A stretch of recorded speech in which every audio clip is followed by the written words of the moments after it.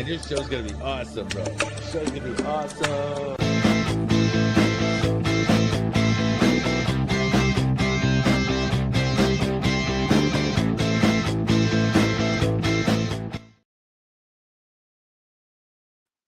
Okay, it's on the top of you. How's it going, everybody? This is Little Dog, and I'm coming to you live today from the Morello Studios. Well, I was hoping to have some really good things going on today. However, work, everything's just been crazy. And so there's not going to be a proper outro today. I'm going to be working on it while we're going along, but we'll see. I do not have my videos that I'll be doing for them at the moment. And so it's been a crazy week, you guys. I actually am missing my laptop cable as well too, and so that's what I'm trying to get done. And so, come on, I'm trying to. But today we have an amazing show for you guys. Uh, you know, I even had this already. But I'm gonna have some amazing BTS footage, and hopefully, my laptop stays alive long enough to be able to capture the other footage as well too, as well as be able to help me guess along. So, because I don't know what happened to my charger today, but my charger is missing, and it is crazy. It's been setting me back. I actually just got back from being able to go look for it. So, but we have an amazing show for you guys. We have Damien coming on, and I do not want to mispronounce his last name. But I'm gonna have him introduce himself to you as well and give us a little bit of a background for him. And we're gonna learn a little bit about him tonight, some of the projects that he has coming up. He's an actor, writer, director, and he's a very awesome person to know. And so after that, we have Matthew Simmons, who is actually a local to the DFW area and just recently recipient of something. And I'm going to let him tell you guys more about it himself. All right. And so, laptop, please survive a little longer. Anyways, what is the time? It is 5:05, and now we're actually on at a different time than what we're normally on because usually it's a Wednesday at 7. Today is a special event for 5 p.m. because we are trying to make it not too late for our friends over the seas over for Damien because he is actually from the UK. And so we have some news about that, as well as if anybody out there is watching for him as well. He's got a film coming up. He's going to talk about that, as well as people here in the States. Somebody to keep an eye on because he will be coming to the States pretty soon, sometime this year. I don't know how long, but he will be here soon. So, anyways, oh, Kiki. Hey man, I know that we had that event going on down in where I was down in San Antonio. It is not a problem, brother. You're all good. But I am planning on some more events a little bit later on. Some events that I'm going to put on myself, and I am actually working with a couple of artists to make that happen. So thank you, Kiki, for watching as well, and we will keep you guys updated because that one will be a little bit more on over here. Okay. Now, unfortunately, I am still using my phone because I'm having trouble connecting that camera to this laptop. Not that it would have mattered today, anyways, because the laptop is pretty much dead. And I just lost connection again to the internet. How about that? It happens. Anyways, you know,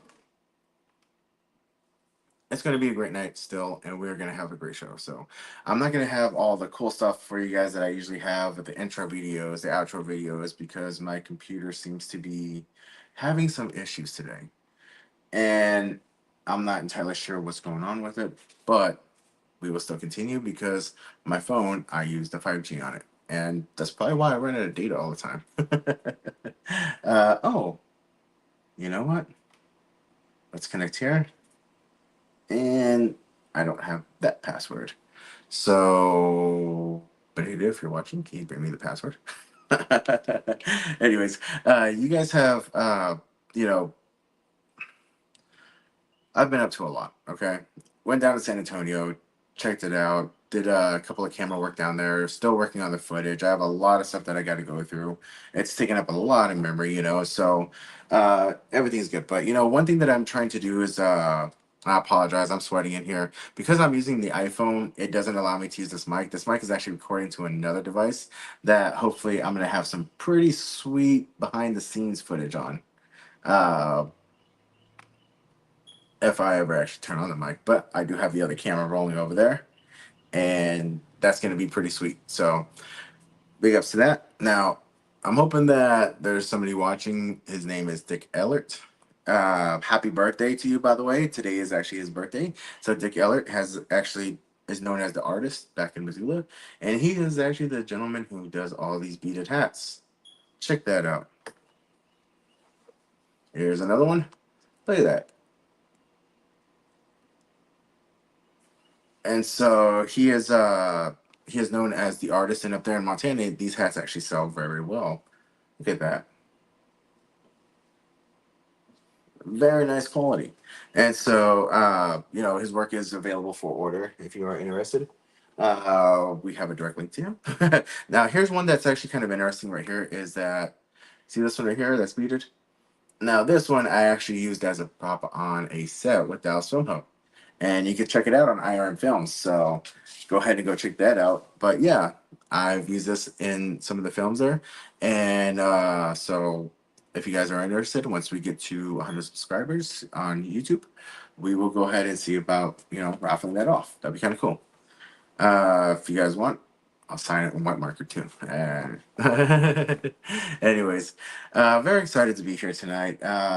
It's just throwing me off a little bit of the time differences. I'm trying to make it so that way it's convenient for everybody without being too inconvenient, and trying to make the time work. And so, I appreciate everybody who is checking it out and who's been keeping up with the page to know that the time change was there. Okay, so.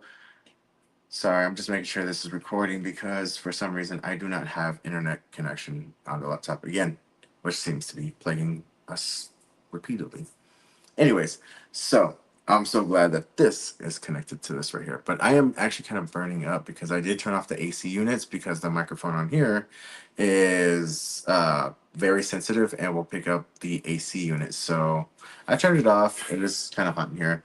And I'm not able to go through everything that I wanted to go. So what I'm going to do is I'm going to go ahead and jump to my guests, okay? Um, Give me 1 second, and what I will go ahead and do is, oh, here we go. I'm going to bring on Damien, okay? And so everybody, if you guys have any comments or questions, please ask them. They should pop up in the corner. It is going to be a night. Hey, Damien. Hi, are you okay? Hey, I apologize, man. It's a little dim in your area. It's it's because it's nighttime here. I've got the light on, but it's just very dark. I Yeah, apologize, man.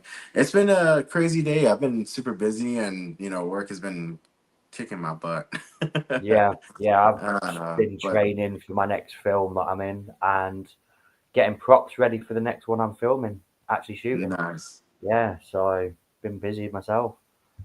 man. And I've been keeping up with your page. You have a lot going on. Please Mm. introduce yourself to the crowd real quick. I'm going to turn on the So fan. All my right. name's Damien Lansley. I'm first an actor, director, and producer, and I do stunt work and fight scenes. And train fighting, archery, horse riding, shooting guns, pretty much everything you need in an action film. Um, and that's me. Man, that is awesome. Now, Hmm. uh, how long have you been into the media? How long have you been acting? Ooh, now I'd say coming up 3 years now. Not long at all. Nice. Yeah, but And I've also noticed that you actually make your own films too, right? Is that yeah. I've started making my own. If I've not got any, if my agent doesn't get me anything and nothing's coming up, I'm sat here twiddling my thumbs all the time, and you get a bit bored. So I end up writing scripts and getting a crew together and doing some either short movies, full features, or at the minute I'm doing the pilot for a TV series. oh So nice. yeah, that's what I'm doing at the minute. Okay, is that the project that was listed on that you sent Yeah, me? yeah, Loon Juice. It's called Loon Juice. So Loon is in lunatic, and lunar like the moon as well. Yeah. It does interact together. So yeah, it's pretty. It's basically a story about people with mental health who aren't getting the help, because in the UK, I don't know what it's like over in America, but in the UK, the mental health system is not good. There's no help, and so many people are turning to narcotics and self-medicating, um, and a lot of stuff going on. So I was sat there one day, well, stood there one day making a coffee, and come up with this idea of people with mental health have actually got superpowers. So, Nice. and the way the government is over here as well, with they're trying to make us a cashless society in England, in the UK. So we have to use our bank card everywhere. We can't use money. Oh, you've muted yourself. You Sorry about muted. that. Yeah. So basically, in the UK, they're trying to make us so we have to use our bank card everywhere. Hmm. Businesses and stuff aren't allowed to take money anymore. Yeah. Golly. So obviously, there's conspiracy theories of why they're doing that, which is the bank and the government take every time you use your card, they get 1.25% back. So if I spend 50, well, we call it British pounds over here, you call it dollars. So say $50 I use, I give you $50 cash, and then you go and spend that in your hairdressers, barbers, and then they go and spend it at the gym. It's worth $50. But if you use your card, your $50 is worth $47.50 because the bank takes it straight back. Then you're using the £47.50 to, well, $47 to go somewhere else doing it, and then it goes to $45. So by the end of the card being tapped, the bank's got all the money back, which is Wow. crazy. Yeah, yeah. So part of it's about that, and the way I've integrated it is, so we've got these guys with mental health. They've gone to get help. They can't get the help because there's no help. So they're self-medicating on narcotics, which obviously they go to a drug dealer for. The drug dealer takes cash. He finds Yeah. out that these guys have got superpowers, and he hires them to take down the government to make it so they no cashless society, because his whole enterprise will be shut down. They'll be able to check where his money's coming in from, where it's gone. They can even sit now in the government office and check your savings accounts without your permission. Yeah, over here it's crazy. They're doing all that. So there's all that involved of him taking them down, so then he can carry on with his enterprise. But then there's agents that actually take out the superheroes, so they're hired in the background to take out these superheroes. Now with the superpowers, it's quite a twist on.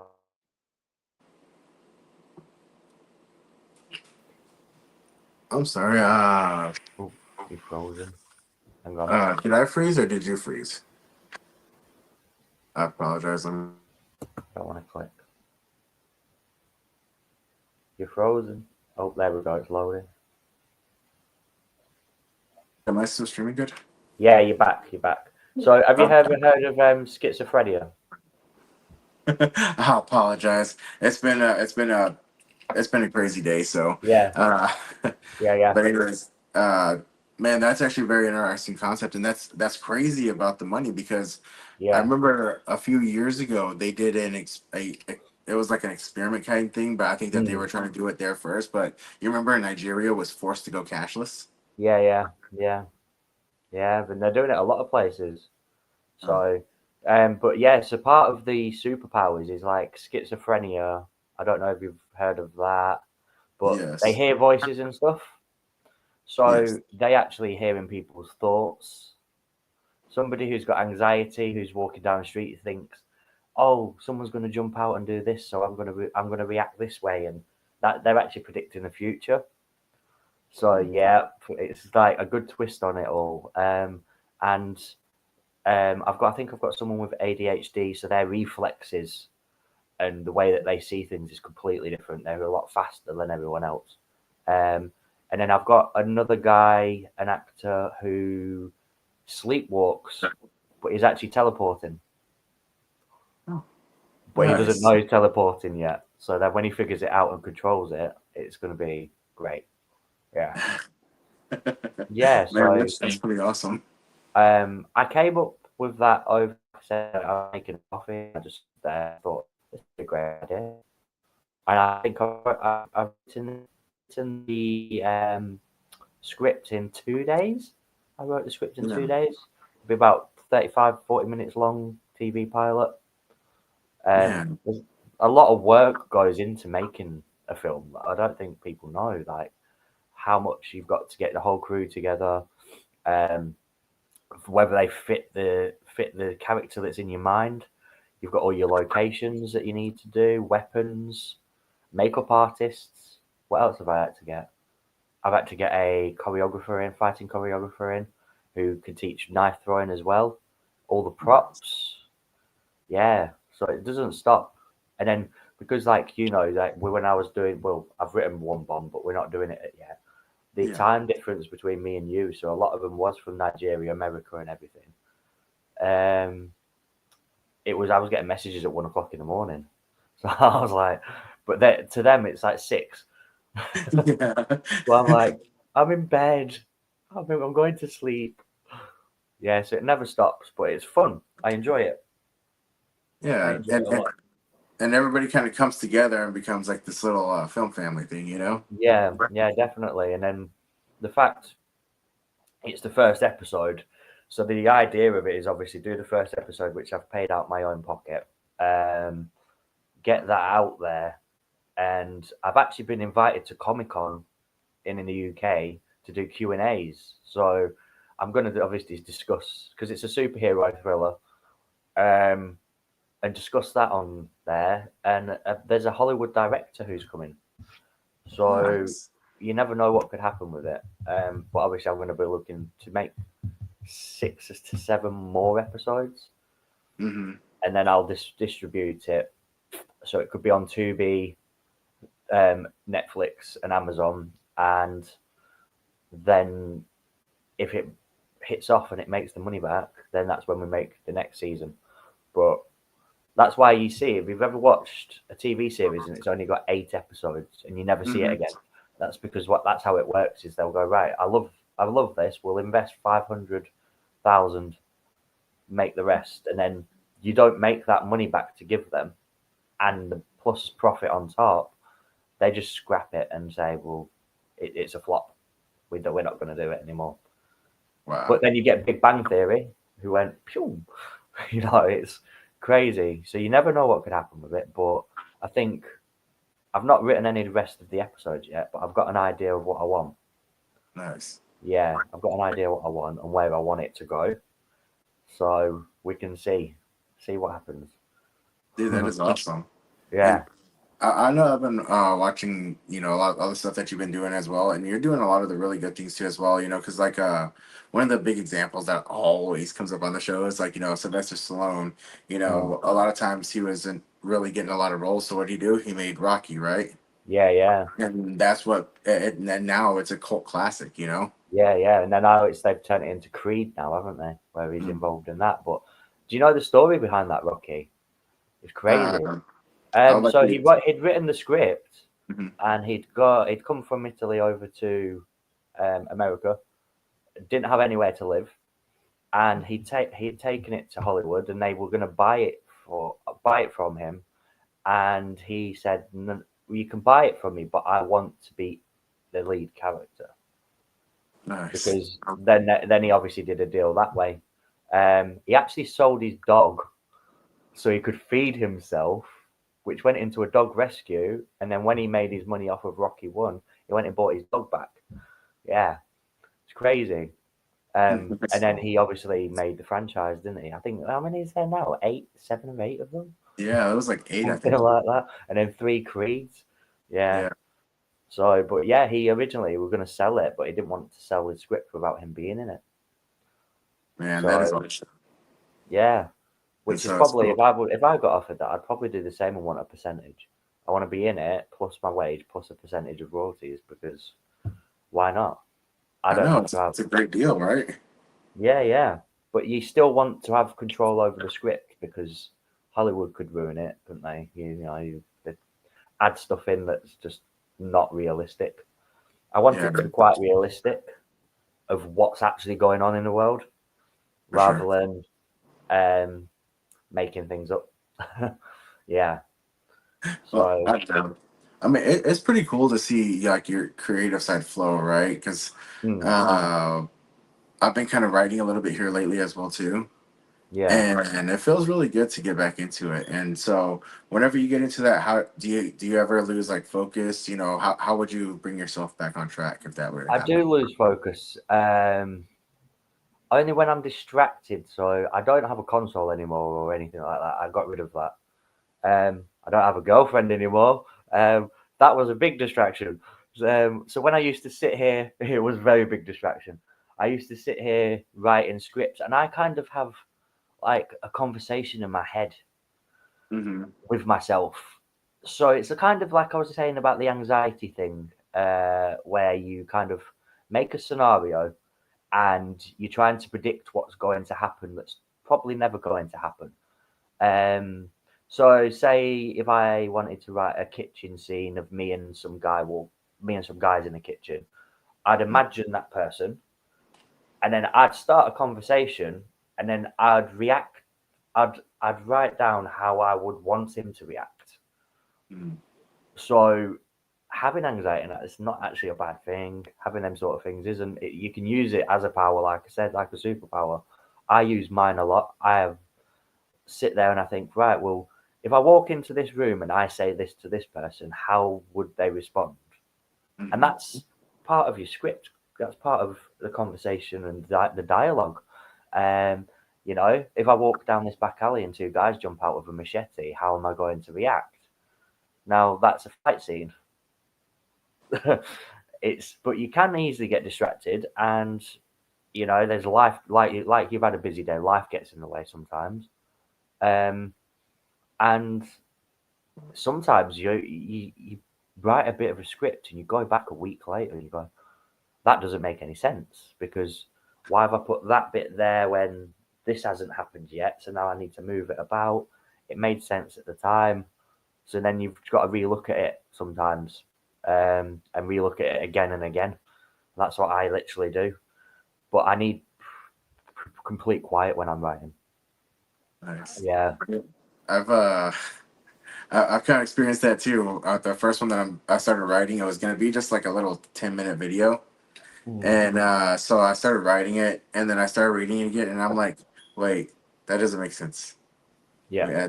Wait, now that doesn't make sense. And so I know exactly what you're talking about, man. That is crazy. I'm kind of happy to see somebody else Yeah. does it too. Yeah, I've done it. I did it. I've done it on this episode. I went back and looked at it, and I'm like, why have I give the rock to the drug dealer when the drug dealer hasn't rang his guy to find out that I can't afford to pay more drugs? Like, doesn't make sense because I wouldn't have given the rock yet. Because the reason I'm giving the rock, so it's a meteor rock that falls down with blue liquid. I don't know if you can see it properly, but the blue liquid. I did put it on Facebook. We've got a vial and like that liquid, basically. Um, and I give this guy this meteor rock because he's ran out of drugs and he ain't got enough money. This is another reason why he wants this information. And I give him the rock, so he cuts. That's why I've got a guy called the Cook. I don't know if you saw a casting called the Cook. He's Yeah, a I did see bit that. Yeah. like Breaking Bad. So he's a meth cook, crystal meth, Okay. and he's cutting the drugs with this meteor rock liquid to make it more. But then that's what enhances their superpowers. So like the boys, you've got the V compound, Hmm. so it's like that mixed with Breaking Bad, mixed with a bit of everything. Supercell. So it's but that's where your ideas can come from. I mean, have you ever sat there and you thought, I've watched a movie and you could the ending's rubbish and it's like I could do a better ending than that. They could have added this in. they could have done this. And then you sit there and you think, do you know what? I'll pull it apart and rewrite it. So you're not plagiarizing it, but you're doing it on your perspective of it, and you actually do a better job. Mhm. That's another thing that I quite do when I'm watching movies. I'm picking bits apart. I don't know if you watched Snitch yet, but that's on YouTube. Snitch is a short movie. And Yeah. we stayed in stills for someone's gaps, and then tie them to an electric box and electrocute him to find out where his money is. Now, I come up with that idea from Taken with Liam Neeson, Yeah. because that's what he does in the first one. And I'm like, well, that would be actually quite cool, because that would hurt, and it's a good torture scene. So we used it. Yeah. Yeah, Nice. that was good. That was great filming that part. Yeah. Yeah. That sounds like a lot of fun too. The nails were about that long.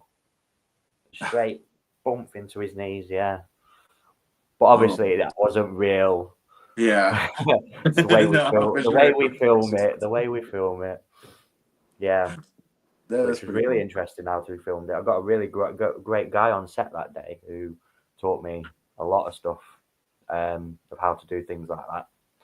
So, Nice. and it's all done in the edit. It's all in the edit. Yeah. Now, do Yeah. you do your own editing or do you outsource that? I actually subcontract that out. I know nothing about cameras and editing. I'll be honest. My camera guy, who I've hired, who's doing the editing. He was asking me what type of camera I want to use. He was giving me all these specs, and I'm like, "Phew, I don't know. Does it do 4K and 1080p? Like, come on, man. Like, I don't know. Is it going to look good?" My Nice. last guy wanted to do it on an iPhone 15. So yeah, I've heard of that happening actually a lot too. I've been seeing a lot of people use the iPhones, and yeah, in fact, actually, this is on an iPhone. yeah. 28 years later, which is being released in the UK today. I think it was released today. He did it on an iPhone 15. Oh wow! Yeah, it sounds great. They put it all in the paper, but he had £100,000 rig set up to it with a camera extension on. They forgot to mention that bit. So yeah, he did do it on an iPhone 15, but he had a massive rig that cost him 100 grand.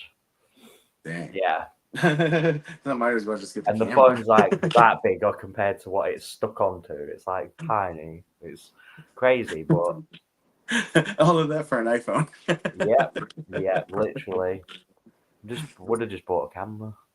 Yeah. But yeah, no, I know nothing about editing and cameras and all that stuff. No, Nice. I mean, I would probably learn, so could save a lot of money. But then it's very time consuming.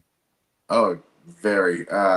Trust me on that. I'm Yeah, still so going through a lot of you've footage got from the all past. the sound grading and light grading and everything else, haven't you? And Yeah. for me to put it into Film Hub, it needs to be minus 24 luff.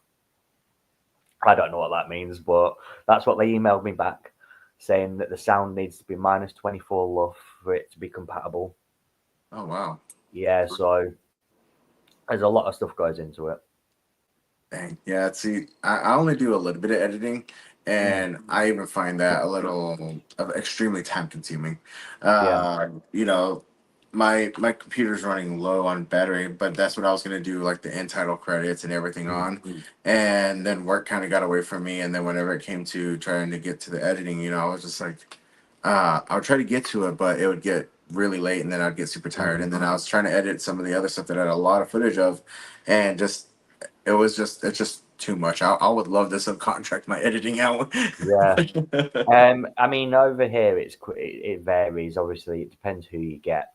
I originally got a guy. I think he was £800, which is about $750. But then he got a contract with Michael J. White. Yeah, and I was like, he's gonna up his price. And he was doing work with him with Michael J. White, so I kind of re-subcontracted it to someone else who offered, I think it was £500, which I managed to get him down to 100. Nice. Yeah. So I think for the whole pilot, I've paid 3,000 roughly. Yeah, Nice. and that's hiring locations out, paying travel, wages, hotels, food, props. The only thing I didn't provide is costumes because I just want it to be basic, and Mm. it's hard to get everyone's sizes. So, and to be honest, I've had 3 people pull out of the series already, and I've had to replace them. So if I did get the costumes, I've Mhm. had to replace the costumes all the time. So I said you have to provide your own, really, just for Dang. that reason as well. So yeah, makeup artists, they're pretty good. They're doing a lot of good stuff. So I think all I've got left to get now is a chemical kit, and a gold chain. And I forgot there's something else I need to get. Oh, glow in the dark liquid. Do you know in the glow sticks? Oh yeah. I need some of that for the meteor rock and some paints from Warhammer. Have you ever heard of Warhammer? Yeah. Yeah. Yeah, so I can dry brush the meteor. So the meteor rock's getting 3D printed. At the minute, right now, actually, actually, right this second. So I'll have that tomorrow. So I need to spray paint it and dry brush it so it looks like a meteor rock. Man, Yeah, how long does it take to 3D print a meteor rock? 3.5 hours. Oh, nice. So not long. That's a lot faster than I thought it would be. Yeah. It's only a size of a potato, so it's not going to be massive. It's not going to be full on. It's just a rock that falls down like Okay. a shooting star kind of thing. So, and it'll have all the liquid in it, glow in the dark. Yeah. That sounds pretty cool, man. The way we're doing the narcotics is sweets. So yeah. So the liquid I've got is actually Kool-Aid, but it looks like really light blue. Oh, that is cool. The crystal meth is made from light blue dye with sugar and a bit of water, and we heat it up, let it cool down. It crystallizes like glass. Oh, okay. Oh, yeah, kind of like, yeah, I Yeah, got you. sugar glass. Oh, okay. Then What? the powder for cocaine is going to be blue sherbet, and then the other powder is going to be kind of the same but a bit of thicker consistency. And that's pretty much it for them. Yeah. Then we've got, because I've hired a airsoft place. So have you ever heard of airsoft? Yes. Yeah. I don't know if you own it in America, but it's 3 stories high. This building, we've got an upstairs with a bar, middle floor where you shoot, and they've got a cellar as well, which the cellar's beautiful. It's That's cool. perfect setup for a underground crystal meth lab. And they've got so many weapons there that we can use. I've got a Magnum silver, yeah, with gas propelled, but obviously we take the gas out and the bullets out, and we're going to use that. We've got AK-47s, we've got all sorts of weapons there. So a lot to use. Nice. My friend's cafe, he's letting me use his cafe. He's like diner thing.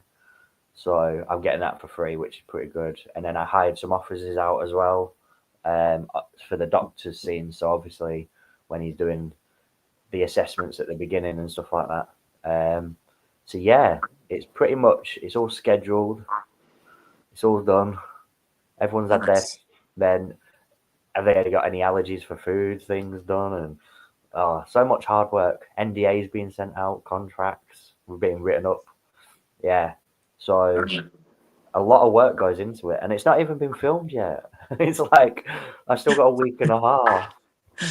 That's just a prep. That's just a prep, yeah. And then you've got the day where you've actually got to direct. Then I've got to sit with the camera guy whilst editing because I want it, because they're using superpowers.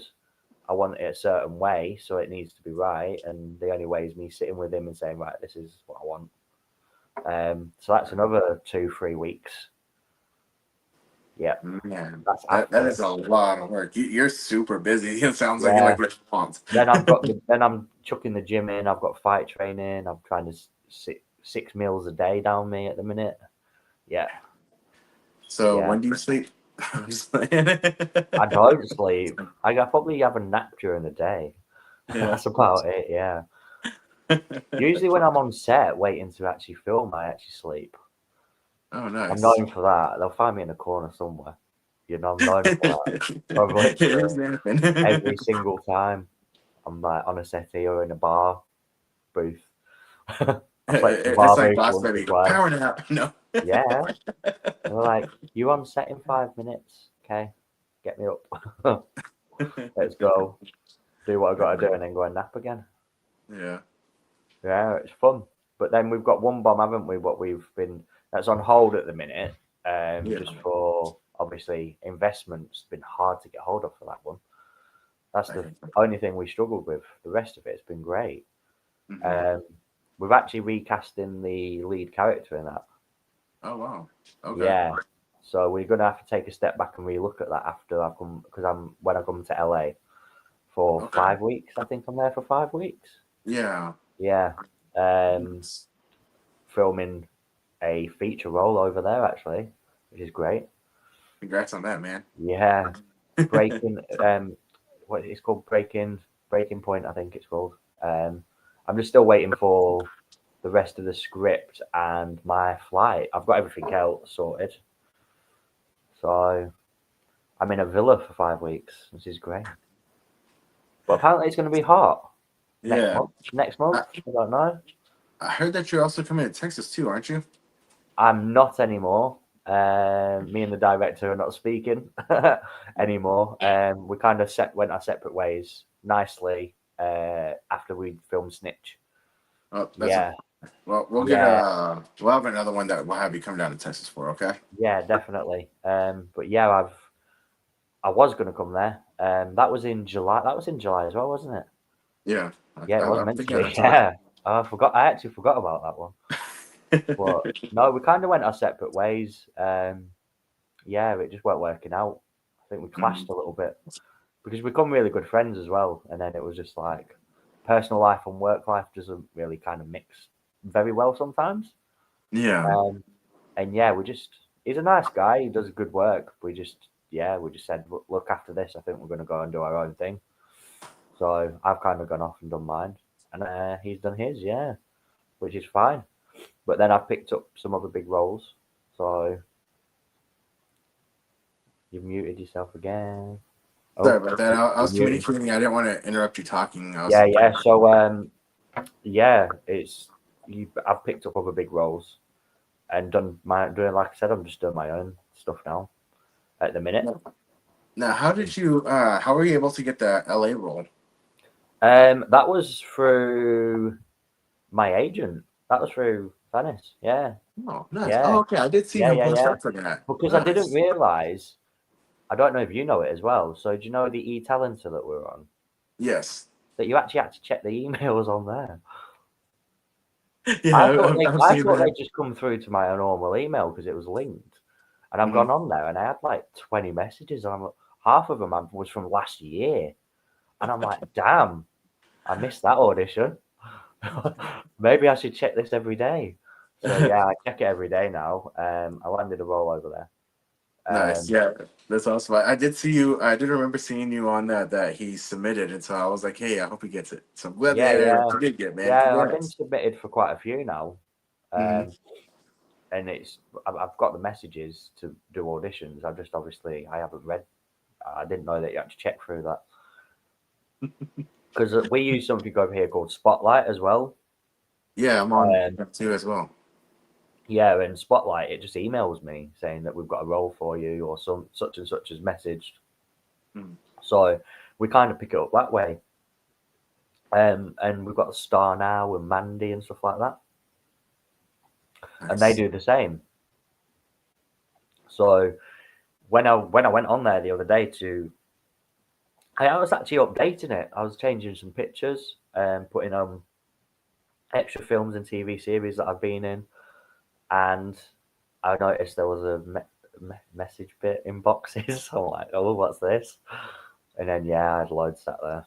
So, Okay. but lucky enough, I picked a couple of them up and did the audition tapes. So, and I've got one of the roles. So that's great. Yeah. Nice, man. So that is really awesome to hear that Yeah. and to see that, man. I know that you're gonna be going far too.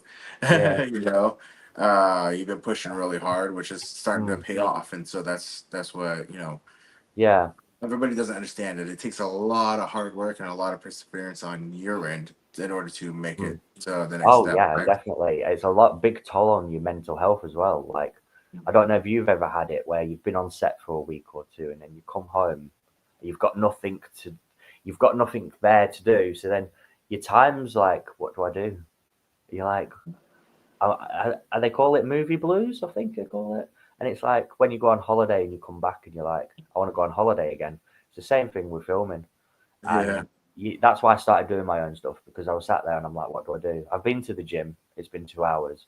I've been fight training, it's been 3 hours. I've now got that 19 hours left. What do I do with my time? Like, I'm bored. But then I started writing, and then obviously getting everything together. I'm busy every day now. Nice. And I try and get sleep. It's like, I try, but I lay in bed and then I have an idea and I've got to go and write it. It's like, yeah. So that's the way it goes. And I was doing that for quite a while. For the first year, I think I was a bit like, I was in and out. I was doing I think I was in London for 1 full month doing films, Oh, which wow. I only actually went for 2 days originally. Yeah. And I ended up staying there for a month because they were just like, we want you here. We want you to do this. And I loved it. And then I come back and for 2, 3 months, I had nothing. And that's when I kind of was like, oh, I feel a bit rubbish. I feel down here. What's going on? Like, what do I Yeah. do with myself? And then I got onto another set, and then the same thing happened again. It was only after a while I started asking people of how they, because who was it? Thomas Shelby, who from Peaky Blinders, he's the same. He actually did an interview, and he said he goes back home to his wife, and he's not acting the same. He's very strange, and she even picks up on it and says, what's going on? And he's like, nothing. I'm fine. It's like, no, you're not. You're not yourself. And then he was like, you always need something to go on holiday, go meditating, just do something that's going to make you positive, because if you're doing acting, especially method acting's horrible, because you've got to get in touch with your own emotion, haven't you? And if you can't get rid of that after, you're kind of stuck, and you're like, get depressed and get down and get bored. Yeah. So you've got to keep moving forward. Yeah, never ever give up. Never give up. But even if you got people telling you you can't act and you can't do it, well, at least you're trying. They're not. Mm-hmm. They're still sat at home doing nothing. Very So true. yeah, just keep going. But everything you do out of acting is to do with acting. So me doing fight training, what else? Riding horses, shooting guns, um, archery, and all that stuff is all build up.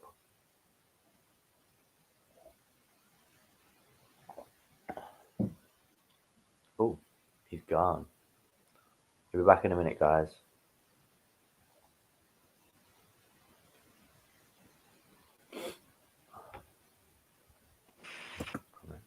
Sorry about that, man. No, it's right. I forgot to put my Yeah. phone on Do Not Disturb because I wasn't planning on using my phone. Yeah, no, it's fine. Yeah, so basically, everything you do in out acting is what I'm saying. So like, go for training, I use that as choreography. Shooting guns, the shooting guns and weapons is more. Obviously, we don't use real guns on set, but you need to know what the recoil is like to make it look authentic when you're on set. Because there's nothing worse than someone holding a shotgun in two hands like that, and then boom, and then your shoulders are dislocated. It just wouldn't happen. It just doesn't happen that way.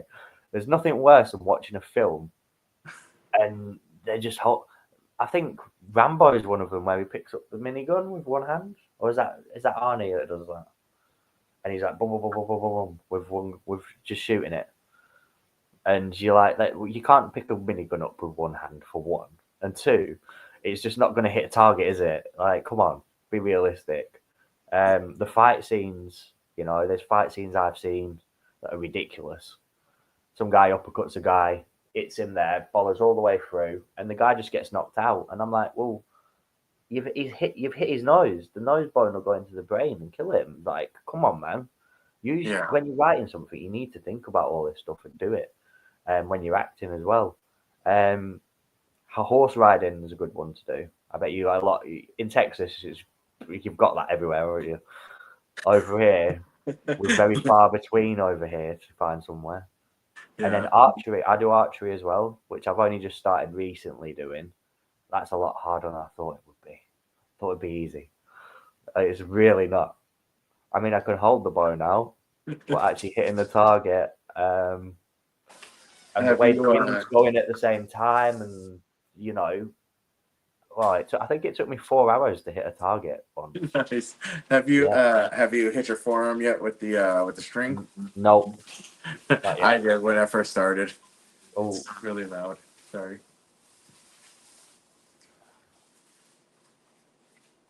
So then I can now ride a horse and shoot a bow and arrow off of a horse at the same time now, because I kind of put the two things together, which is great. Oh, that is awesome. Sorry about that. My mom had just brought me a cord for my laptop. Yeah, but everything I've done since I was younger. Like, I was a bit of a naughty boy when I was younger. But it all a little bit, only a little bit. But it kind of, you can use it now in situations for filming. Mm-hmm. Like, if I was in a situation in a film where they go, "Oh, you need to do this," and I've actually experienced that in real life, you know what the emotion is behind it and how it would feel and how to react, rather than somebody who hasn't been through something. I think Ballistics, which is on Amazon Prime, I was getting killed with a metal bar. Now, I haven't been in that situation before where I've been hit by a metal bar, but I've done UFC and I've fought in cages. So I was trying to figure out what it's like to be punched really hard in the face and what that feeling was like. Kind of mixed it together and used that. So you can take things and then trade it over. There's no worse than watching an action film. The actual actor's never been punched and he doesn't know how to actually go down, and his head doesn't move correctly, and you're like, really? Come on. It's like they go through an explosion. Yeah. Oh yeah. Through a glass pane of window, and they just no scratches on their face or anything. Yeah. The hair didn't even move. No. All CGI. But yeah, no, it's just life experiences. Everyone acts every day anyway. They act a certain way in different people, so everyone can act. It's just you need to enhance that more and work on it. I mean, I do accents and everything now, but that's through watching films growing up. Yeah. The one that I tried learning American not long ago, and I was watching a YouTube video, and I was like cooking at the same time, and it was changing the D's to the T's, like water. So I stood there for ages going water, and then it's daughter, and then obviously in America you've got different places like we do in the UK. We have some very strange accents in different places. So you've got to work out when you're doing a movie in America where that character's from as well, because Texas isn't going to be anything like LA or or Detroit or anything like that. Queens have got a twang as well, haven't they? So completely different, and you've got to work all that out. But we've got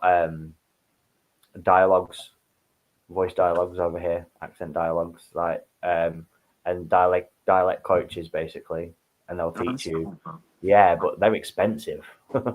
So expensive. I remember I was trying to learn the Brazilian. Brazilian. Yeah. I was using YouTube. Yeah, that's what I mean. Sometimes you've got to resort to that. I see acting as a hobby, and it's a very expensive hobby. Mm-hmm. When you're first starting out, you don't get some paid roles. You've got to do the unpaid stuff just to get credits and that. And sometimes I think when I first started out, I had to go to a pawn shop and put my PlayStation 4 in. Yeah, just so I could go and film for a week on set. Yeah. Yeah. That's how you do dedication, right? Yeah. I travelled 400 miles for Vikings Valhalla, it was. Wow. Yeah. And I filmed it. I did a week in Bournemouth filming that. And I didn't have the £180 to get down there on the train. So I put Wow. my PlayStation 4 in because PlayStation 5 wasn't released then. Put my PlayStation 4 in, come back, waited for my wage, and then they delayed my wage, so I couldn't even get my PlayStation back out the pawn shop.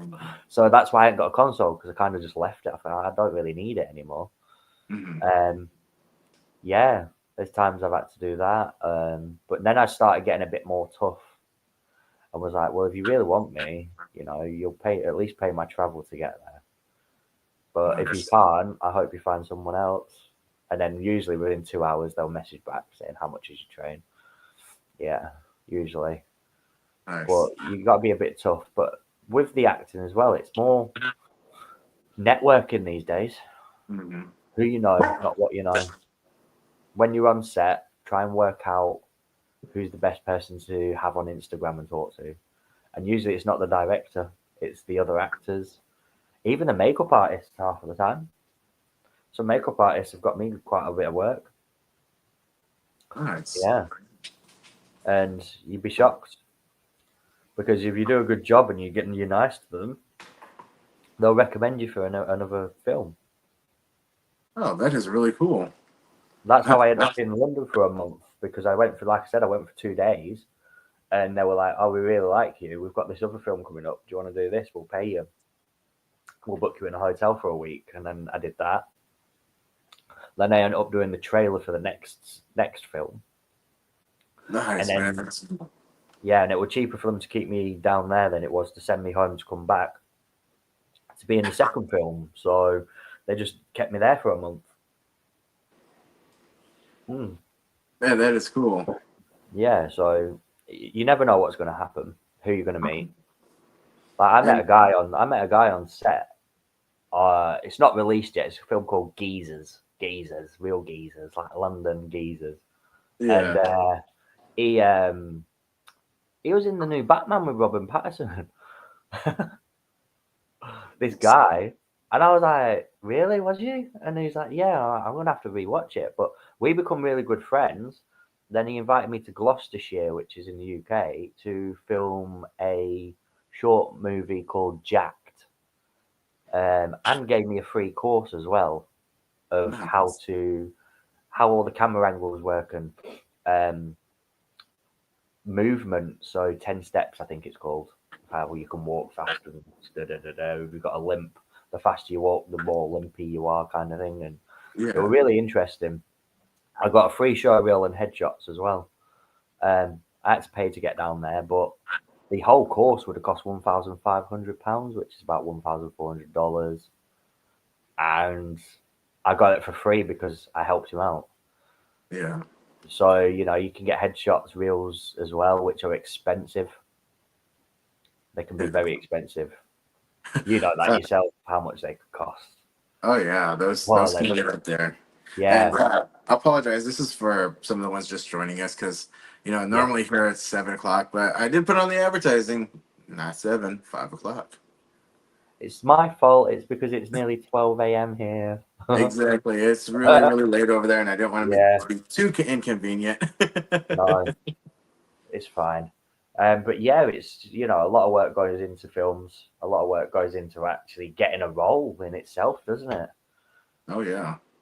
I mean, It's definitely costs a lot to get going, and it takes a lot of support too. Yeah, I was quite lucky. I kind of walked into it. So I used to own a retro gaming arcade. Oh, that's cool. Yeah. So people used to come down and play on the arcade machines, Dreamcasts, N64s, and things like that. So I had separate gaming rooms, did kids' parties, and an English rapper had come into my store and wanted to use it for a music video. Yeah. So I was like, yeah, that would be pretty cool because it's promotion for me. Yeah. It's on YouTube actually, the song. It's called My Honey by PJM. And I'm in the music video as Spider-Man. I've got a full-on Spider-Man costume. That is cool. And when I was there, I kind of obviously say what I was just saying, networking.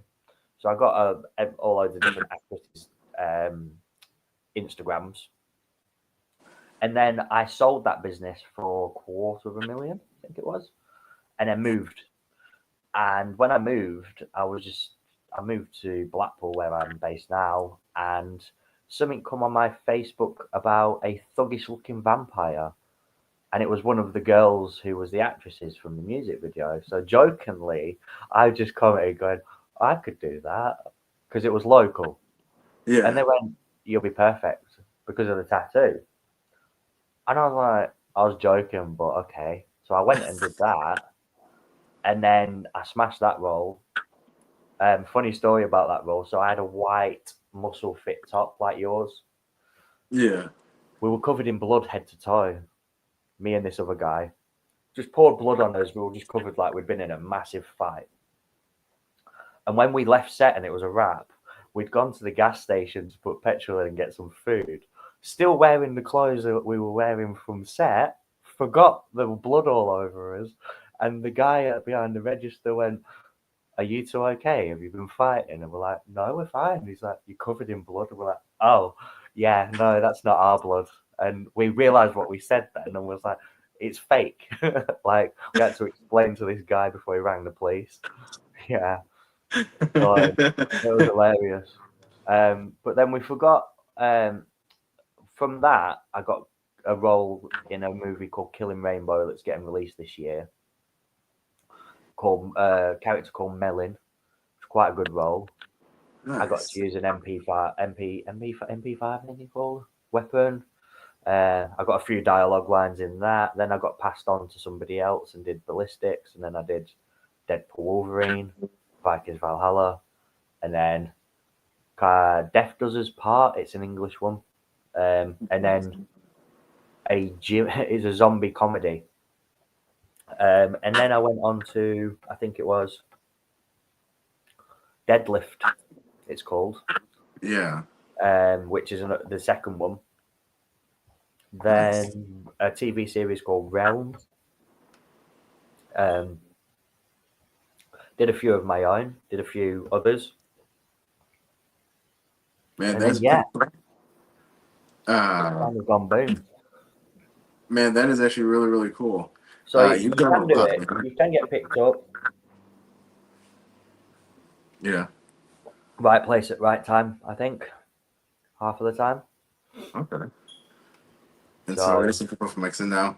Man, I really appreciate you coming on. Yeah. I apologize for all the technical difficulties that we've had. Oh no, it's fine. It's just been, I'm trying to upgrade, and so my parents have helped me out by, this gear that they have. And so I can't wait to use it. And I was kind of excited to use it today, but everything Yeah. just kind of got away from me. So it looks like I need a little bit more testing on it. However, I do appreciate you being here, brother. Yeah, no, Yeah. thanks for having me again anyways. And we'll Yeah. definitely I'll obviously, after I've wrapped and done a trailer, I'll get a trailer out to you so you can put that out over there for me if you want. Hey, Yeah. that would be awesome, man. Yeah, I'll share that. Now, I'll show it on an episode as well, okay? Yeah, that would be great. All right, man. Do you have any final words for people out there who are, not exactly, on board? Like they're a little bit nervous about trying to get out there and do things themselves or be creative? I'd say don't listen to any naysayers and do what's on your mind. If it makes sense to you, there's definitely somebody out there who will make sense as well. There's short films that I've seen that's made no sense to me, but at the time there's a lot of people that like it. So it's to do with variety, and not everybody likes the same. But when you find that person that does, and that group, you're in the right place. Nice. Yeah. All Pretty right, much that's it, man. nice. I appreciate you, brother. And, I want to see everything that you got coming up, man. Because you put out some great stuff, and Yeah, I'm working on that. I'm still gonna keep doing that, because I'm sad that I didn't get to edit your video down into making your intro video, yeah, any intro videos this episode. So, thank you. I'm still gonna do that for you, so that way you can add your titles to it, and then you can use Yeah, that over. yeah, that'll be great. Thank you. Yeah, And no I'll problem, speak to you man. soon. That's I don't mind doing some editing. I actually kind of No. like it, but it does take so much time with everything that I have to do. And Yeah, so I do want to subcontract it out, but there are some times where I just like to have fun with it. yeah. No, it is. Like you say, it could take time editing. That I think that 5 minute one that I sent you took me 4.5 hours. For sure. Uh, So you have a good night, yeah, and we'll talk to you a bit more. And then later on, whenever we start doing a lot better, I'm mhm. gonna have I'm working on the full stage. We'll see about trying to get you all the way out here to do a full in-person interview. All right. Yeah, yeah, definitely. Right, I I'll look speak forward to to you seeing your soon. success, brother. Yeah, and I'll speak to you soon. All right. Bye. All right. Later. All right, that was Damien. We appreciate you, Damien, for coming on. That was very good. A lot of advice that you've given, and you've been through quite a journey, man. So, looking forward to see you becoming a lot more successful in the future, and to see some of your films. So, keep an eye on the show because I will be showing it on one of the episodes. I'll be showing the trailer whenever it comes out. Okay, so keep an eye out for it, and also out there in the UK, Loon Juice. Keep an eye out for it, and I keep saying keep an eye out for it, but I guess you should keep an eye out for it. I'm just, I don't know where that came from. I guess just repeating myself.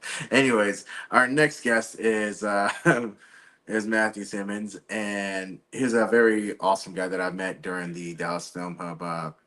Presents Dallas Film Hub Fridays.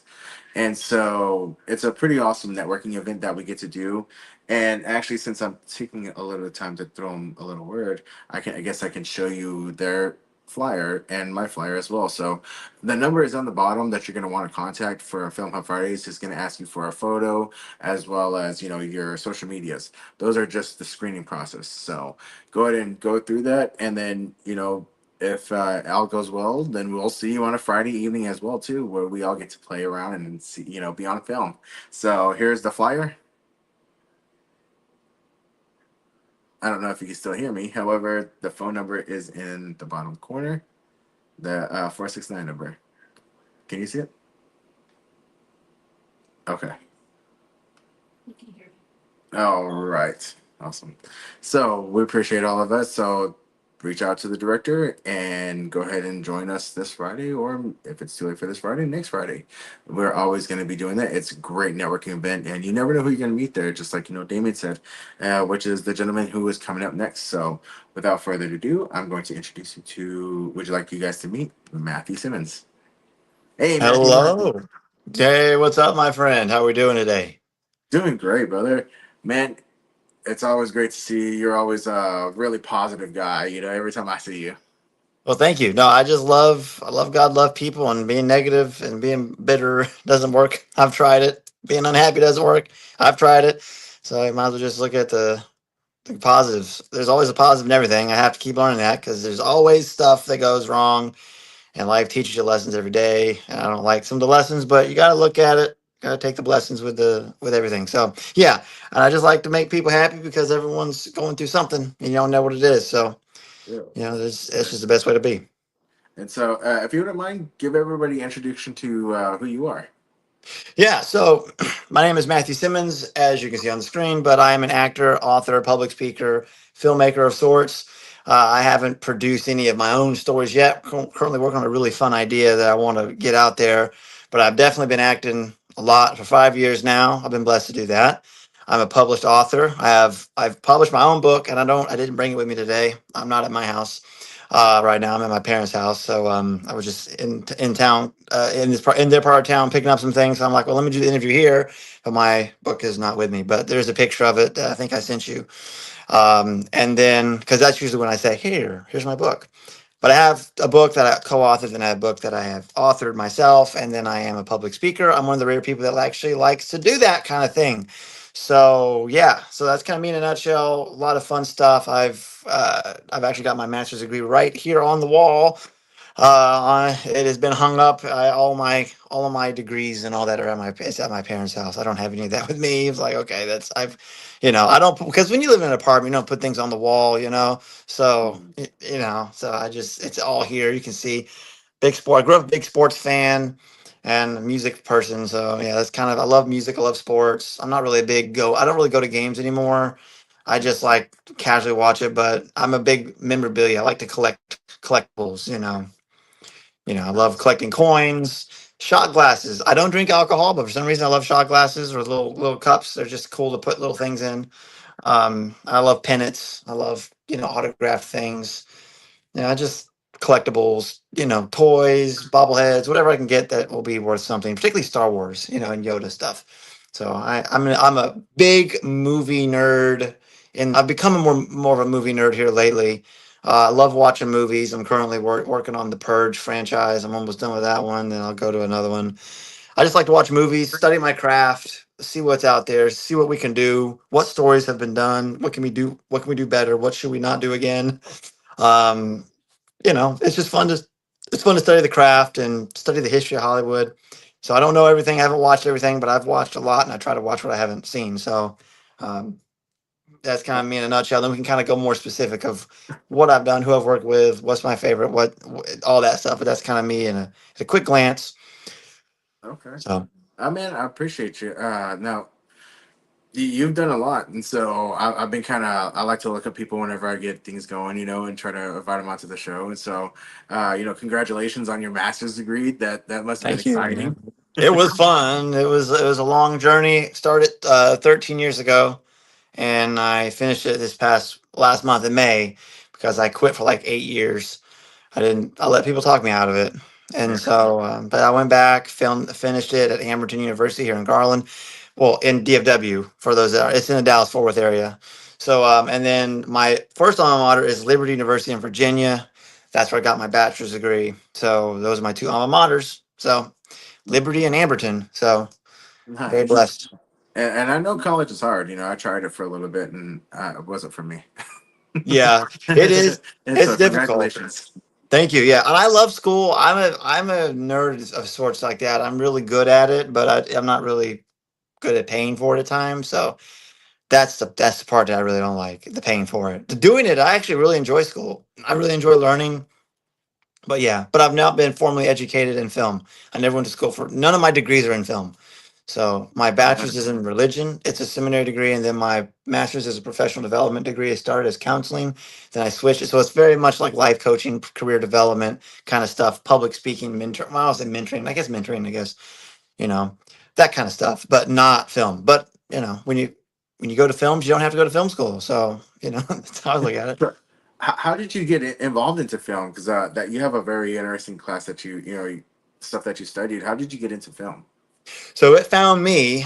It found me 5 years ago, just about maybe a little over 5 years ago, technically, but just people said I'd be good at it. And I haven't really been told a lot about all the things I've been good at. So I'm like, this is water. I probably should put it in a cup. I promise this is water, everybody. I don't want anyone to say, You're "What you not really drinking?" Anything. kidding. Yeah, I don't want anyone to think anything. Yeah, it's just water.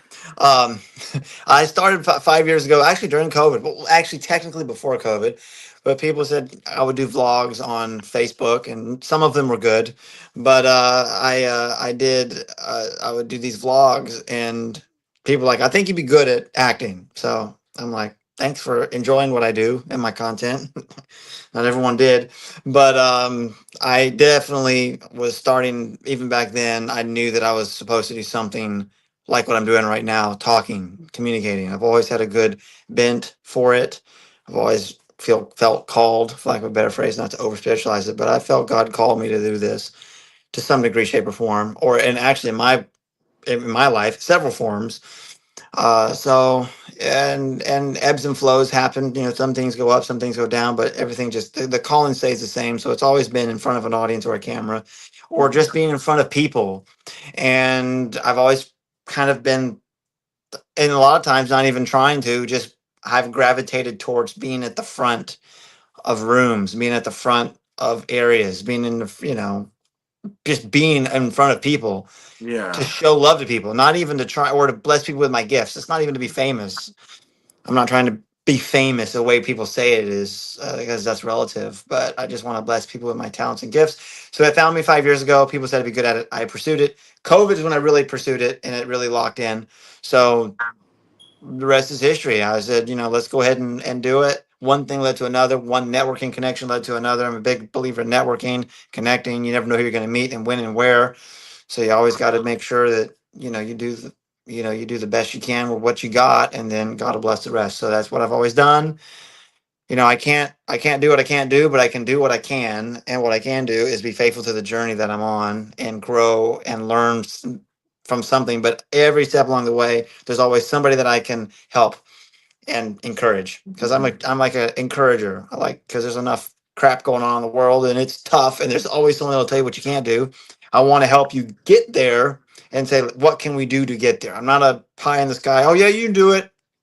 I'm gonna say, well, you can do it, but let's do these things. I'm realistically encouraging people, like, okay, what are the next steps we got to take to get there so that you can do it? I don't want Yeah. I'm not giving false hope, but there's always, hope. So No, for sure. And man, that is awesome because that is exactly how you are. You're a very encouraging person. And one thing that I always find really great about you too is that you're really good at improv. yeah, I'm probably better at it than actually being on. Well, I don't want to say on script, because I can be great on script, but I think I'm really good when the script can breathe. And if the Yeah. filmmaker's like, yeah, just have fun with it, that's when I'm at my best. But if they're so rigid that they take away the creativity and the actor's ability to develop it, then everyone's going to suffer. But I love improv. If you can't do improv, I don't really think you can do acting very well. You got to really be good at improv, because you don't know what's going to happen. Because particularly when you do theater, I've been in situations when I'm in theater and people start doing things and I'm like, or they miss a cue and I have to like prolong it, because you can't sit there and say, okay, everybody in the audience, just please wait. We're waiting for someone to get back. You can't do that. So you got to just keep doing and keep doing. And if they don't do anything, you just got to come up with things on the go. And improv is a very good exercise. It keeps you sharp. I have someone that we need to get back into doing this. I keep saying this, but everything happens. But I am on TikTok too. I do stream on there when I do feel like it.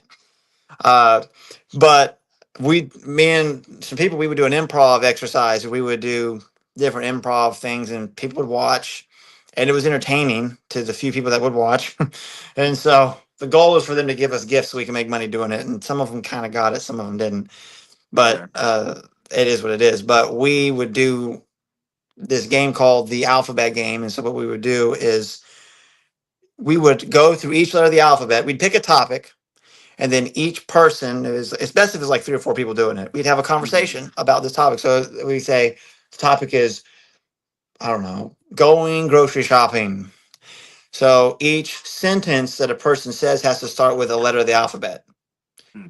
So I would say, Adam, let's go grocery shopping. And then the next person would say, But tomorrow's better. there you go. So, and then it would go all the way around the horn with that. We go from A to Z. And number one, you think you know the alphabet until you're put on the spot. And then there's always a letter and we would always get thrown off around T or S. Somewhere around between N to Q, N to W, people would get thrown off in the alphabet, because they're thinking of a word and then they're thinking, wait a minute, where are we at in the alphabet? Because it's the A, B, C, D, F, G, H, I, J, K, L, M, N, O, P. But when you're thinking of a word and you're trying to not have too much of a gap, you're like, oh, what letter are we on again? What comes after N? What comes after O? Oh, I have to come up with a word. And then some of the words get really hard to do it. And you got to keep it entertaining and lively, and you got to do it on the go. And you have to be thinking as the story goes, what am I going to say? That's a really brilliant exercise to do for improv. It keeps you sharp. It really is. It really keeps you sharp and mentally alert. So Nice. yeah, improv is not easy, but it's definitely fun. Yeah, I was doing some of those classes with Phil Rice. He had improv thing that was going on for a little bit online. And Mm. that's when I kind of learned some of those games too. And so he kind of showed us an example of it from like whose line is it anyways? Yeah, that's a really good show to look at for that kind of stuff, because it's very much like that. And then I remember one night, whenever we were, I filmed on Friday, and he was like, "It's improv. Just go with it. It's improv." Yeah. You're like improv. Well, and I think that that's when you well, because see, all when people think of acting, they think of pretending, and Hmm. pretending is lying. You never Right. pretend; you just be present in the moment. So improv will force you to do that. So what I look at when it comes to acting is okay. So what am I in this imaginary circumstance? What am Hmm. I going through in this imaginary circumstance? And so when I am presented a situation and they say, "Hey, say this," I want to ask clarifying questions, but then I want to ask myself internally questions. Like I said, what is my conflict? What am I going through internally? What am I feeling? What am I thinking? What is my world like? What is my emotion like? And sometimes you gotta think that on the fly. What validation am I seeking? Am I seeking validation? Do I care about that? Is that a waste of time? Am I looking for money? Am I looking for love? Am I looking for fame? What am I looking for? What is my motivation? So all these thoughts come to your mind. Sometimes you got to do it pretty quickly and respect the integrity of everything around you, the environment, the other people, what they're given, because you can't just throw in something that's off kilter. You got to go with because you might not think the scene is going the direction you want it to go, but the energy of the scene and other people in the scene is going to dictate where this story goes. Yeah. So you got to get it's a very acting really in its truest form is very selfless. People make it selfish. It really should never be selfish. When you pay attention, you got to be invested in your other person. Never be interesting, be interested. That's what my acting coach always says. In fact, I feel like I feel like I'm Kirk right now. If Kirk ever saw this, he'd be like, "You sound like me." My acting coach in Los Angeles, he'd be like, "Yeah, but this is literally what Kirk says all the time." Actor class, yes, Pat. He's one of the students with me. He's one of my classmates in that. So I do take acting classes. I have been trained in acting in that, but not degree wise. But he always says, Nice. lying, pretending is lying. Don't pretend. Just be. You're being truthful under imaginary circumstances. It's a form of Sanford Meisner. It's a form of it. He's kind of tweaked it a little bit, but it's basically Sanford Meisner, the Meisner technique at its principle. Just be truthful. And so that's what I do. Whatever it is, be truthful. So when I tell people in whatever everyday life, "Oh, I'm an actor," they say, "Are you acting right now?" And I say, "No, actually, acting's lying. I'm actually being truthful right now because that's all acting is." They're like, "Oh," they don't really know that. And I didn't know that. I mean, you don't know that because it's play pretend, but it's really not. It's a little more deeper than that. It's not the most important job in the world, but it's not an easy job. So it's definitely those are definitely some really cool things about it. But improv is great. I love comedy. I love horror. I've really become a big horror fan right now. So yeah, but anyway, so that's kind of that. That's a kind of I give long answers to short questions. So I got you, man. That's actually really, really cool, man. And now I know you mentioned, sorry about that, but it's my camera. But I know you mentioned theater. How long did you do theater for? How long have you been doing theater? theater. Well, I didn't start in theater. I actually started acting in front of a camera. So I've never really done theater. I don't have a theater background. I mean, you do your occasional church and school play, but My bad. I have no background in this. Literally no background. And when you're called, you're called. So I just got thrown in off the deep end. I'm like, hey, let's just go. But I knew it was what I was supposed to do. So Yeah. And that's actually pretty cool that you said that because even with me too, I didn't seek out acting. You know, I was at a powwow and somebody said that they needed more Indigenous actors, and I didn't want to do it. He yeah. was the one that did it. And so, I was begging for like, days to do it with her because I didn't want to go. I was busy doing something else and working. And so eventually I agreed, and that's how I ended up in acting. No, that's how it works. And I feel like those are the best stories, honestly. I feel like those stories is what really gets uh I don't want to say those are the only people that make it, but the people that really seem to make it are the ones that aren't looking for it. Um, but it wasn't that I wasn't looking for it. I guess I just wasn't specifically looking for that because I wasn't, I knew, what's that? Sorry, somebody said that we're cutting out. Is it? I'm wondering if it's me. Well, It's me. your audio, at least on my end, is kind of cutting out, but I could still understand you. But I didn't know if it was just because of the streaming or if they were hearing that. So Oh, real quick, I'm gonna reset my signal. Real quick. that's okay. We can start this process over if you want to. Yeah, no problem. I'll keep going on, but just give me a minute. I think it's just my signal. I gotta reset my phone. No, you're fine. Okay.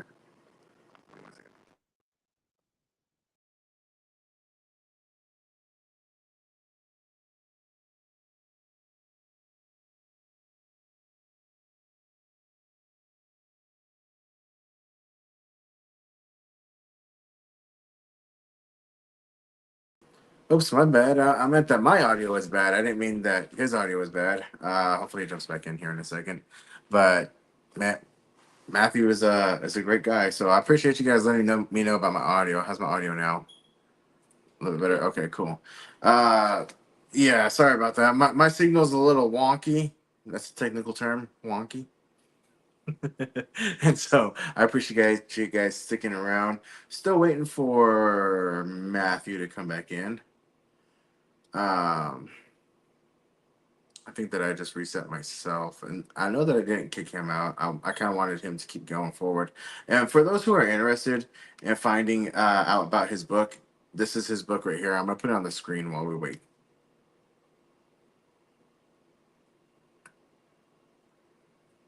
And this is actually the book from Matthew right here that he was actually speaking on. I said that he didn't have a copy of it, but he did send me a photo, and I was able to get it down. And this is his book right here. So whenever he comes back, we'll be able to ask him, where you could find a copy of his book, and how you guys can get your hands on one as well. Anyways, Matthew, if you come on back, buddy.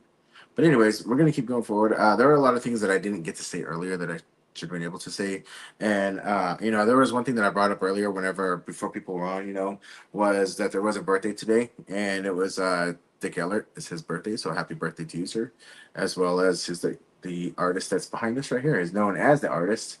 He does these beautiful beaded hats that he puts up for sale as well. So is the gentleman behind all of this. And these hats are for sale. You can go ahead and contact us through the site, and I can actually help you guys get your hands on one as well. He's leaving some behind because he's here from Texas or from Montana visiting, and he has these hats right here, so you can actually still get them in person if you're here in Texas. Now, this one right here is a pretty cool one that he did. It's the Cowboys one. Now, this one's actually a prop in one of the films for trying to figure out which one it was again. It was the shrimp dock. The shrimp dock. And so I wonder if Matthew's about to hop back on. Give him 1 minute. Let's go to Facebook.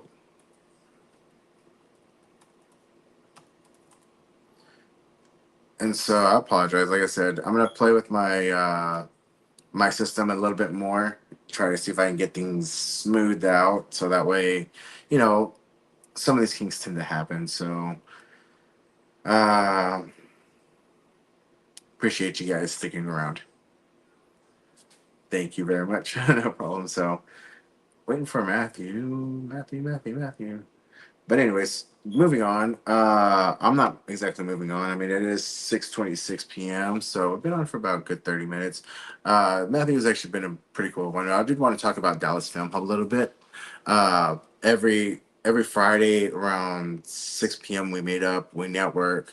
It's something for like the DFW local actors, and some people further out. You guys are more than welcome to come as well. We shoot short films, and the films is something that can be used so that way you guys can help with getting your reels. You show up, you practice etiquette, show respect to what the businesses that we go to, and just kind of help out. And eventually, you work up to the point you start getting lines in there, you start having a little bit of action roles come through, and you get to be on film and collecting your reels, something that's needed in acting. And not only that, it's actually a really good camera that he uses. He uses one of the professional cameras that I'm not entirely sure the name of it, but I do know that it is Netflix approved. And so really good quality clips. And you'll actually find all of his films on IRM Films on YouTube. So it's IRM Films on YouTube. Bike Life and Newer is all shot with his new camera. And so come on. I'm trying to see if I can bring Matthew back on. Sorry.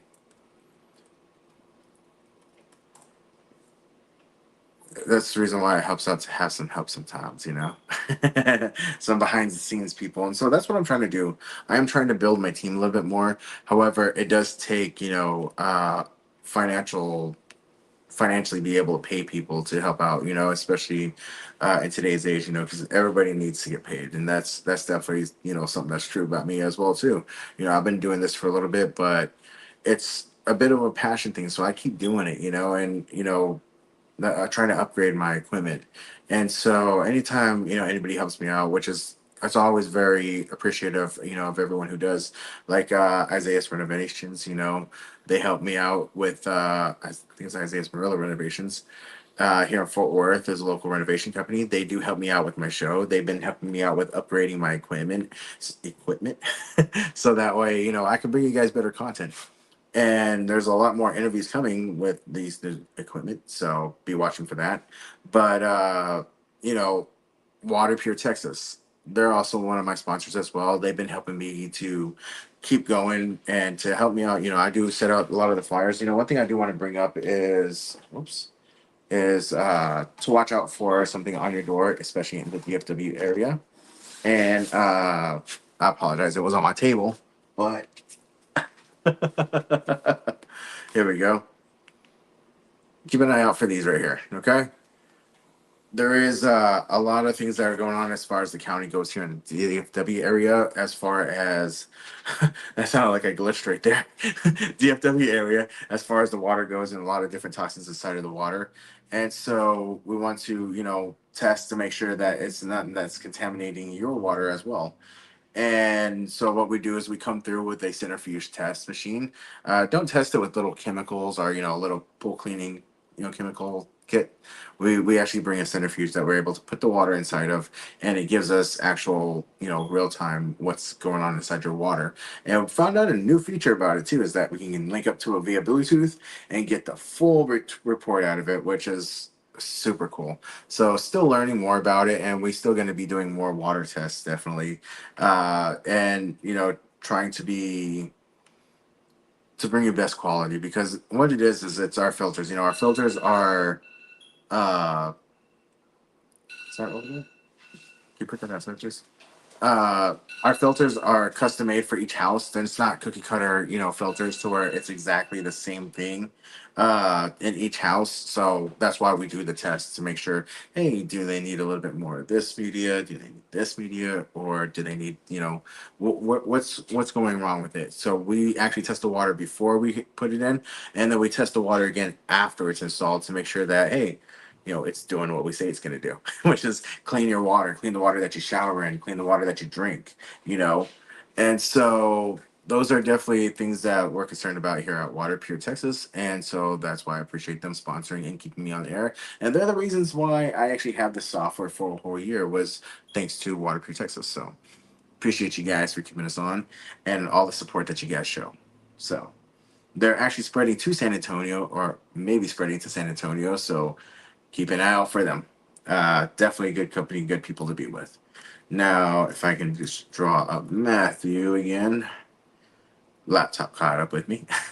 Two TVs. Because I don't see him back on yet. So, and the only way that I can continue to speak, because I did put it on mute, was through Facebook. So if you're watching on the stream, check your Facebook message, please. Back on. I need to. Oops. Push the wrong button. You to reset your page. All right. Now, hopefully, he jumps back on with us again. Now, I know that we're getting a little bit more views because it's a bit closer to the time that I'm usually on. And so, well, and it's also the wrong day, but I do appreciate everybody who jumped over and is viewing us again today. Let me guys know, does Wednesday at 7 work for you, or would Thursday at 7 work for you? You know, because I want to make sure that it's convenient for people to watch. And I know that, especially being down here, there's a lot of people that go to church on Wednesdays and aren't able to view it, as well as some people who I've invited for interviews who aren't able to make Wednesdays work as well. And the only reason why originally it started on Wednesday is because, you know, at the time we had a different software and we needed to, you know, have 2 days to edit before we could release it for Spotify and all that. But no more Spotify, doing it all on YouTube as well as Facebook. So all YouTube podcasts, that's where all of these are going. So check us out on YouTube at TEW Live Dog. Now we also have Matthew Simmons back. Hello again. I thought we were just starting this all over, so my bad. I didn't want to just stand here. I'm just like, I didn't want to stand here awkwardly, so I just said, well, I'll go off too. So never mind. It's all good, man, and I appreciate you being here. It's just sometimes it happens to where, for some reason, especially like now, where like we have a little bit more of the solar flare happening. My Oh, phone's okay. been messing up a bit more, especially while being live. Oh, And the okay. same thing's been going on with my laptop as well too. Oh, okay. That explains why certain app like I was trying to open up my Letterboxd app today because that's how I logged my movies and it just kept crashing. It wouldn't even work. I'm like, I want to be able to log my watch list and see what I got to watch this week for my movies. I'm a movie addict. Now, I know that you said that you do some training with the actor class, correct? That's correct. Yes. So we'll pick up where we left off. Yeah, actor class. Yes. Kirk B.R. Waller out of L.A. He's an amazing guy. I always hype him up because he's great. He was actually personally trained by Meisner himself. Those that are in the acting world understand who Meisner is. Sanford Meisner was one of the. There's a few trains of thought in like few philosophies in acting. Meisner's one of the biggest ones, and he Kirk was actually personally trained by Meisner himself. So, to get trained by Kirk is incredible. Kirk is currently on The Chosen. He's a series regular on The Chosen, but he's worked with Steven Spielberg, Clint Eastwood, a host of other people. He's been in the industry like I think 40 years almost. Kirk's been doing it a while, and he just is a wealth of knowledge. And he does virtual classes through Zoom. He does group classes and more like individual sessions, and he's worth the money. It is worth the investment. Trust me. And so, Nice. yeah, so that's actor class. And that's where Pat was commenting about. Pat's also in those classes. So, yeah, you can be anywhere in the world and do those. We got people in uh, Brazil. No, we have people in Spain. We have people in Ireland come on. We have people all over the United States come on the group classes. It can be anywhere. So, Nice. yeah. And, no, do you get more commercials, or do you get like TV and film a little bit more? I get more TV film. I want to do more commercials, but I get more of the independent film and TV stuff, more like film stuff, really. But I want to get more commercials. I'm currently in the process of looking to ramp that up, and I like to do whatever I can book. It gets paid. I mean, I definitely have my. I definitely the commercials are fun to do because they're quick and they make some good money. So, but I mean, I love movies Sure. too. Nice, man. Now, where can we watch have any of your projects come out? Yes, I got a lot on Tubi. I have quite a few on Tubi. So let's see if I can remember. So we got Do It for the Gram, starring Claudia Jordan and myself. That is on Tubi. I co-star with her. That's my first leading role in a movie. That's made it out to where everyone can see. So Do It for the Gram. That's with Claudia Jordan. We got Gumbo 2 with Jamal Woolard. I'm not in scenes with him, but he's in there. He played Biggie Smalls. I got The Elite Society with Miguel Nunez Jr., who was Joanna Man. He was also in Life. I didn't do scenes with him, but I'm in there with him. I'm also in scenes with Norm Nixon Jr. I have Stay, which I'm currently in the process of trying to find where that movie is. It's a suicide prevention movie. It's actually a Nigerian movie starring Stella Damascus. I can't find it. It was on Tubi and Amazon. I have to reach out to the filmmaker and see where it went. It disappeared. But that's an amazing movie talking about a topic that I really love, suicide prevention and mental health. And Hunter of the Night, Katie J's amazing production. And that's on Tubi as well. Nice. Theo Bray gave me a first speaking role in a feature film, Dry Places. That's on there. That's another good one. I'm trying to think about other ones. There's just so many. You can go to my Instagram and see the different ones. I feel like I'm drawing a blank on. I always now at this point I forget something from someone, but I got a lot more coming out. That'll be out uh, on streaming, and I have one coming out in theaters from what I hear. Coming out soon this summer, so a lot more coming out. So a lot coming out. Man, that is awesome. I'm excited for you, bro. That's gonna be great. Thank you. And I'm blessed. I'm thankful. definitely do want to check out a lot more of your stuff on Tubi. So that's why I wanted to go ahead and so that way people can go ahead and take a look. And now, with that many out there, you should have your own section where you look at Matthew Simmons and just all the films you pop up pops up. You should, yeah. I'm in quite a bit, and I just, but I don't really pay attention to how many I'm in. I just keep going, and just keep going and keep going, because you just when you're making a living doing this, you're like, and I got to get the next job. So I don't really have time to sit back and say, wow, I've been able to accomplish a lot. I have a few moments like that, but I'm so focused and tunnel visioned that sometimes I can't see the forest for the trees, and that can get you in trouble because either you don't celebrate your victories, or you're oblivious to how you're oblivious to how what your brand is, and everyone has a brand. You got to follow your brand, and you got to make sure that you're vigilant about how you always look in the public at all times, because people can perceive things. So sometimes, I'll be honest, sometimes I'm not as good at that. So what I'm learning this season is I got to be aware of, celebrate the victories, be aware of, be very aware and be very alert. So at all times, because you just never know. So Yeah, it just happens. So for sure. And one thing that's pretty cool, man, is you did touch on mental health, which is something that I'd yeah, like for you to touch on too, because that is definitely a big that's something that people should definitely pay attention to, especially nowadays. yeah, yeah. That is a big thing, and it's June Men's Mental Health Month, and we're making this. That's a big cause for me. That's what my book's about. I mentioned it earlier. We were talking earlier about like what I've done. Sorry, here you go. Okay, the alarm. Oh, there you go. There you go. That's the book. God's Only Mistake. Sorry. You can buy it on Amazon.com. The name of it is significant because that's what I thought it was at the time. I thought God said "oops" when He made me. So, it's heavy, you know, and that's a big, that's a, God plays a big part of my life. The good Lord's been good to me. That's how I always say it. I'm not someone that's going to, Jesus means a lot to me, but he doesn't. I'm not trying to like browbeat anybody. I don't like that kind of stuff, but I can't. I mean, that's my story. So that's what that book's about. I thought God said "oops" with me, and then, that book's about how God brought me through a lot of stuff, and that's suicidal thoughts, depression, and it's not just a one-time thing.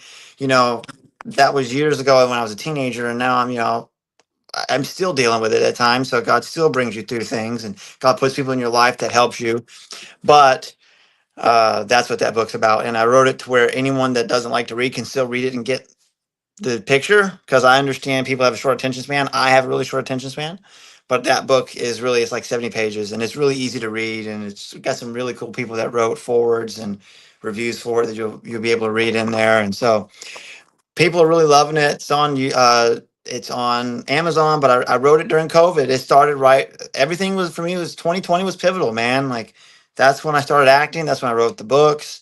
Uh, this is the one that I wrote by myself. I partnered with a church in Fort Worth about prayer. I gave a chapter in that book as well. But this is my own, and I want to write more books in the future. I love writing. I'm not a fictional story like script playwright, but I am a good motivational person for when it comes to writing. Writing's fun. Yeah. But publishing a book was a challenge, particularly during COVID. And then I couldn't really go out and speak and tour, do book signings. So we got to redo that to where people can come bring their books that they buy, and I'll sign them. And then we'll have I'd love to speak in churches and schools and organizations about this, because men's mental health is very important. But not everybody wants to address it, particularly when it comes to men. Just be better, do better, man up. Real men don't cry, or, well, it's your fault, you're dealing with it. You shouldn't. If you're a real man, wouldn't do that. A real man be making more money, or a real man be married by now, or a real man be this, that. All these things that you hear that are just lies. Everyone's journey is different, and everyone's desire is different, and so we can't cookie cutter everyone in, and we can't just assume that everyone is good because they say they're good. But you do that by not. You don't your concern doesn't look like, okay, I'm going to micromanage the affairs of other people and just be legalistic and judgmental. No, it's taking genuine interest in people's lives. So that's what it is. That's all this is. And so I was going to be a counselor, and I didn't want to do that. And I'm not professionally a counselor. My master's even doesn't allow me to do that. So I'm not counseling anybody, but I am someone that can exhort or encourage and can kind of give some steps. But I'm not a licensed counselor, but I definitely have experience navigating this And you know, I'm not trying to be certified in any of those kind of things, but definitely can kind of help steer people in the motivational space as I continue to act and filmmake and all that kind of stuff. That's the Nice. plan now, anyway. That's cool, man. And that's definitely something that's very important. You know, I know that even myself, I used to deal with like a quarterly depression, you know, and I never really knew where it came from. It took a long time to figure out where it came from. But, you know, at the same time, I felt, hey, you know, I got to be strong for my family. I can't tell anybody anything, you know. I just got to, you know, I felt like Dory, you know, it just keeps swimming. Just keep swimming. Yeah. That's it. Just keep swimming, and a lot of, you know, and a lot of guys, you know, we end up getting you know, we end up getting addicted to a lot of things that aren't healthy, you know. So, you know, it could be substances, it could be drugs, it could be work, it could be whatever, but we try to mask it and hide the pain when in reality we should deal with it in a healthy way, you know. And not everyone's a safe space, not everyone's a safe person to confide into. So definitely test test people by just seeing how they react to other, you know, when stuff is said, see how people react to it, because how they react to, I don't know, difficult situations is going to be how they react to you in a difficult situation. Not everyone's a safe person. So, and when it comes to those kind of things, some people just can't handle it. Doesn't mean they're bad. They just can't handle it. So, but you need someone that can handle it. So you want to be around people that have a they just are, they're empathetic. You can tell they're compassionate, that they care, and that they really have your interests at heart. Those are the people you want to listen to. Those are the people Mhm. you want to really pay attention to. So that's who I would find and pray. I believe in power of prayer. Pray for people that come into your life like that. I believe God brings people across. God answers prayer. Not all the answers are the ones we want, but I think He does answer prayers regularly, and He'll send people. He's done it. He's done it all the time with me. I always, every time I have something going on in life, there's always someone there that I'm like, you know what? A few months ago, they gave me their card, or I got connected with them, but now I need to really reach out to them. Or someone just, I mean, I finally have a chance to talk to this person in a way that I've never had a chance to. So conversations happen when they're supposed to. So same thing for mental health. Man, that's cool. And I'm glad that, you know, there's definitely somebody to talk about it, you know. Uh, I do believe it's definitely something that's necessary. Because, like you said, you know, we're raised to be, you know, no emotion, you know, that you gotta, you know, do everything for everyone, you know. And so, what kind of steps would you recommend to somebody who may be struggling? Well, first thing I would do is admit it. The first step to recovery is admission. So you got to, and I'm not like, again, like I said, I'm not like an expert on all these different plans and AA and all those things. They're great. I haven't gone through them, but it's universal. The first step to recovering is admitting that you have a problem, and just admitting that you need help. It's just admitting that you need help. And then what I would do is I would find activities that bring healing, that kind of like that kind of take your mind off it. A lot of times it's going to be physical exercise.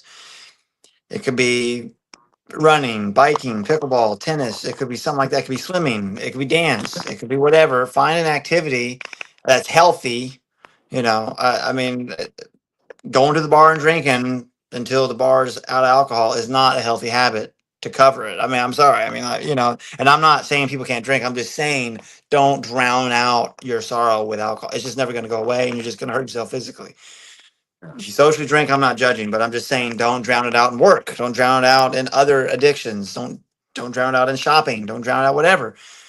We all know, you know, the things that will, don't drown it out, face it, and try and alleviate the pain by that. And then find trusted people you can talk to. If you're married, I pray that your spouse can be that person. I would hope that that person is someone that you can trust and talk about it. Find a clergy member, find a licensed therapist, somebody that can help walk you through it. And a lot of us offer free counseling. pick if you're a member. A lot of, even maybe civic organizations offer it, maybe the YMCA. I'm just kind of throwing out ideas. I don't know what the Y offers, but different organizations can offer stuff. Find it. Maybe the government assistance can offer that. Just find someone that can assist you, that can walk you through step by step, and then seek out, just seek those things out. And so those are a few steps, and just take it. Everyone goes at a different pace. So, Yeah. but everyone can, Yeah, for sure. And so we had one of our followers say that, Matthew, that is so true. Not everyone is a safe place because they are not healed. It becomes a weapon for some. yeah, hurt people, and not everyone. Unfortunately, some people really gain power in knocking other people down. I hate to say it that way, but some people just really love keeping people down. So you can encounter that. But again, people will eventually kind of show their real colors. And if they're uncomfortable around people that are vulnerable, don't talk to them about stuff. Don't about that, because they're not going to steward it well. So No, totally get it, man. And so I really appreciate that. And, you have some great tips, especially, I know that it's not the field that you specifically go for, but, you have some experience in it. It's good to see somebody come up out of it and start, to be like how you are in your journey, and you're doing great things, and you're going great places. It's yeah. it's great to see somebody to give encouragement to, especially to other men and other people out there who are struggling. Absolutely. I mean, this goes for everybody, but it's Men's Mental Health Month, so we're talking about men. But this goes to anyone out there that's dealing with it. I mean, I don't want anyone to feel left out, because at the end of the day, the human mind is a human mind, no matter you know, whose it is. But because at the end of the day, we all want to love and be accepted and be taken care of, and be able to survive and thrive. So, I mean, the human condition hasn't changed ever since humans have existed anywhere on the earth. So there's a lot of differences that we have, but the human expression, and I've really learned this through acting, the human expression is pretty basic and simple, and we all have it. We just express it differently. And obviously our languages are different, and our customs are different, and our cultures are different, but we really do express the same things differently, but we all express the same things. So when you understand that, you understand there's really no difference between us at the core of who we are. So then that makes it easier to relate to people, because I might not have the same issues, but we all have the same desires at the end of the day. So that makes it easier to relate to people. I don't find division or differences as a way to divide. I look at it as a way to learn. How can I learn, from someone of a different culture, from a different background? I don't know the struggles. I don't know the fun, the good, the bad, the ugly of that. Everyone has a good, bad, and the ugly side of their culture, or where they're from, whatever, because life's not perfect, but everyone has a great thing to offer. And you don't learn that until you start asking questions. And so I feel like that's the beautiful thing about life. And it helps you heal as you go, because you start realizing, because I felt God made a mistake with me because of what I was going through. Then when I released the book, I had people say, I thought he made a mistake with me. And then all these people are saying, oh, I thought I was his only mistake. I never thought of it that way before. Then all these people say, no, I had the exact same struggle. I really believe that, the number one thing that attacks people is the idea that they're the only one going through something. And that's the number one lie that keeps being told to people. And unfortunately, people believe it out of their own insecurities.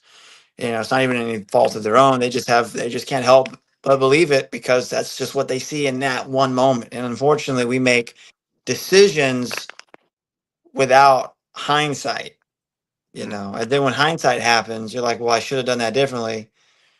Then you wish you could change the past, but you can't change the past, but you can keep the past from being the future. For sure. And that's just what I even have to tell myself that every day, because no one's perfect, so we have to keep making those decisions. But it's at the end of the day, it's about, how can I grow at the rate that I need to grow, and how can I heal? It's not about what someone else's journey is, because comparison is the greatest thief of peace, because you don't know what someone's gone through to get to that moment of victory or whatever, bliss, whatever it is. They may have gone through a whole lot that you wouldn't want to go through. So be thankful for what you have. For sure. That's some great advice. Now, I do want to ask you a couple of questions a little bit more towards Yeah. film side now. Yeah, yeah. Please ask away. Yeah, man. It's I just want to kind of lighten it up a little bit again. Yeah, yeah, yeah. I know we got heavy. Yeah, that was really good, man. That was really good. Yeah. So, No problem. uh, now, on how did you get to connected with Dallas Film Hub? So I met Doobie B, Doctor Doobie, whatever I call him the Doopster. No, whatever Doctor Doobie. I came across his stuff was it a few years ago, maybe. He reached out somehow. He reached out to me about Diamond Text, and I couldn't do it. But then he reached out again for like a music video for his birthday. Was it last year or something? And I did that. I came out and did that. Met him and then just kind of stayed connected. And then I saw that he was doing the Film Hub Friday thing, and I kept seeing it, but I didn't know what it was. I didn't quite know what it was. I'm like, I'll check it out eventually. I was still finishing my degree at the time, so I wasn't really like jumping off the out of the out of the desk chair to go out there because like, well, I got all this stuff to do. But someone told me like, hey, yeah, have you seen what Doobie's doing? He's doing this Film Hub Friday thing. So I showed up, and then when I showed up, that's when we did the Glock on a Stick, the all-time classic now that I had no idea would be a classic, but it's become an Instagram classic because now a lot of people in the Dallas in the DFW film community, they're like, Glock on a Stick. So that's that. It's on my Instagram. It's really doing well. So that's when I showed up for that one, and he's like, man, I really want to. We get together to film a short film every Friday. I have all these scripts and these ideas, and we just, whoever shows up, we just come up with an idea and we just film it, and it's really good quality and it goes up and gets a lot of attention. So that's how I kind of got connected to that. That was a few months ago, and the rest is history. And I've been, promoting the work, all the stuff ever since, because I believe in do. And with that has come a lot of attention of like, man, you see you're working on these things. What's Dallas Film Hub Friday? So, uh, and it's learning to navigate how to get venues for things. And Doobie's been really good at that.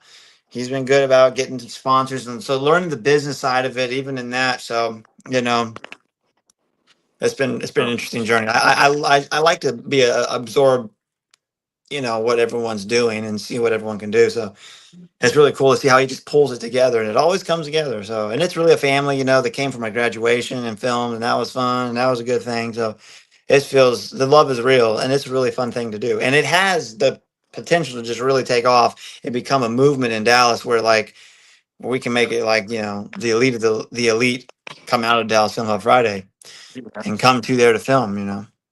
Oh, for sure. And so that's why I do want to bring more attention to it because it's something that, before Film Hub Friday, because I started maybe a little bit before you. And, before then, I was like, man, I wish there was networking events. I wish there was something that I could do to get together and, kind of meet some other people or make, little films and all that. And then so I actually answered a casting call for debut for a music video a while back. And then whenever he started Film Hub Friday, then he hit me up and he was like, hey, we're starting this. And I was like, oh, that sounds cool. I want to come out there. And so he put me in a fighting scene. Oh, okay. There we go. I think I saw that one. Yeah. Yeah, it was the bodyguards. Oh yeah, with Lion. Yeah, Yeah. that was fun. I used to have a lump right over here. Uh-oh. One of Uh-oh. the takes he actually got me right here with the toe. And so, because I wanted to block it, and I had a little thing there. I was like, yeah, that's my little, oh, it's right here. That's my little souvenir. Oh, there you go. Yeah. Sometimes you take souvenirs with you like that. So, And so, but man, I really appreciate you coming on here. Is there any shout outs that you want to give or anything like that? man, there's a lot of people. Boy, I feel like I'd miss a lot if I didn't. Well, I guess I'll shout out the projects that are coming out. We got Defamation coming out soon to Tubi, I believe. That'll be uh,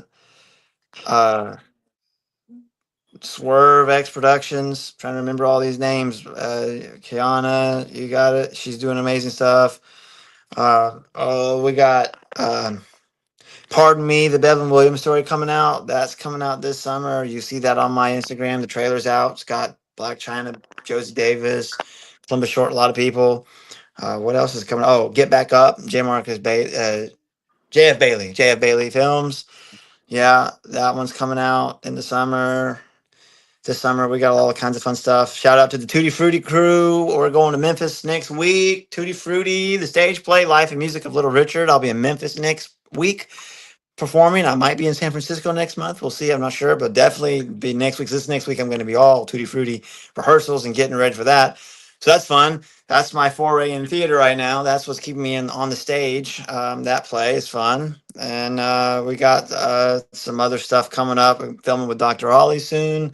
Filming with, we're doing a lot with T-Speed and Demondre. We're doing a lot with that. We're filming a couple series, and then we're going to be doing a mental health film. T-Speed's wrote a mental health film just for me, where it's my film. He said, we're writing it for you. We're just gonna have fun, get your story out there. And so that's going to be really fun, or a story similar to mine. And so that's going to be coming up. These are things we're doing in the summer. And man, shout out to PF Media. We do video production here in DFW. If you're a business needs a commercial, artist needs a music video, we got you covered. We're based in Carrollton and film all over. Shout out to Amherst University for my master's degree on the wall. Man, I don't know. It's just a lot of fun stuff. And I'm thankful, very blessed for everyone professionally. Almost forgot this. I have a Bible study for anyone that's in the performing arts, not just actors. We do it. Looks like we're going to do it every week now.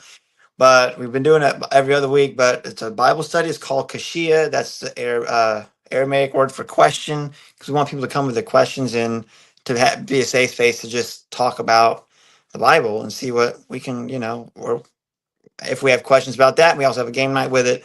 So if anyone's interested in that, on my Instagram, stylish_leadership, there's a broadcast channel. You can join it, see updates. I got a couple of amazing ladies helping me lead it.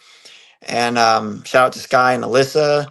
They're doing amazing. There are a couple really good models and actresses that are helping me with it. We're open for more people to kind of come on board and help me with it. We want this to be a movement where people can kind of come, because unfortunately, this is particularly in the church world. I say overall is a blanket statement. It's not just one specific church, but the church structured organization does not really seem to know what to do with people with our abilities. And I'm like, we're just kind of left out in the dust. Like, well, you're weird. We don't know what to do. It's evil or whatever. I've heard all the things. So I like to provide a space where we're welcome to create. And God loves us and he loves what we do, and he's called us to do it. So I want to provide a safe Christian space where people that or seeking that can come to. It's not a church. It's just a group. We're not a church. Never going to be one. I don't want it to be one. It's a professional thing that I'm doing. It's not connected to a church. It's just me. Let's get together. Let's have some fun. And we want people to be a part of it if they want to be a part of it. So that's what I'm doing too. So I keep remembering things. I've been blessed to do a lot. So I just love getting people. And then, of course, in August is my birthday. We're going to have some big fun parties for my birthday. Nice. So you're definitely going to want to be a part of that. We're going to make it a networking event. We're going to make it, we're going to make sure it's a good, chill vibe where everyone can just come together. And I want it to be a vibe where families can come together. They can bring their children and all that. So it's not going to be too crazy. I don't want it to be too crazy. I just want all people to get together. We'll have fun. It'll be a good environment where people can come meet other people, get jobs.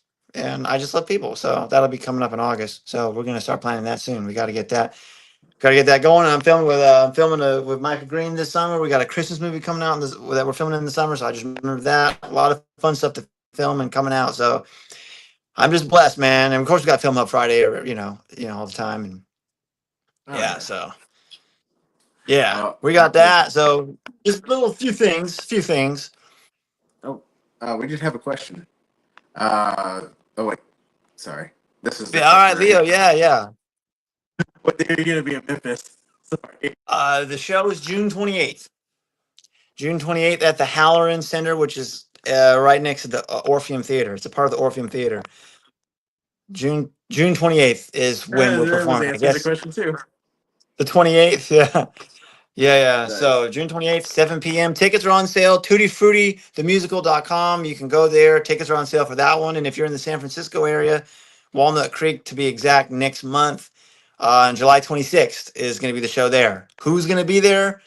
Not entirely sure. We haven't gone that far ahead. Maybe I'll be there, but definitely the show will be there. So I'm going to promote the show even if I'm not there. It's a great show. If you love music, if you love learning about, if you like entertainment and being educated at the same time, If you love the 50s, if you love music, if you love Little Richard, if you just love musicals, it's great. The music is incredible. The acting's great. Dancing's great. It's really good. But yeah, Memphis, June 28th. That's for certain. I'll be there on that stage performing. So it's going to be great. I'm looking forward to it. We premiered it here in Dallas this past December, and they've done a few concerts, which I was not a part of, and now we're doing the play again. So Nice. Well, congratulations, man. I look forward to seeing all the success that's coming your way due to all the hard work that you have put in. So, thank you, man. And it's a daily process. I'm like, man, I put in a lot of work, and I didn't really realize how much work I put in. But it's definitely work. But what makes it so enjoyable is the people that I meet, like yourself. That's what makes it fun.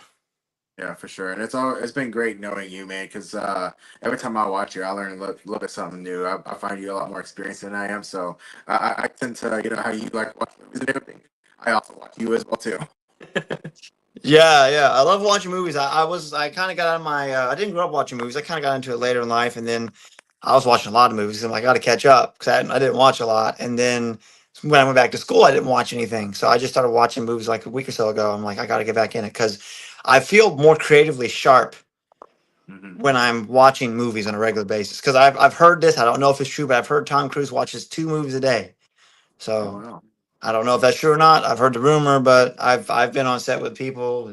They've said, "Watch movies, man. You got to watch everything in your craft." And they've been experienced actors. So, like, I remember I asked that of Castor Van Dien one time on set, and he said, "Just watch everything, man.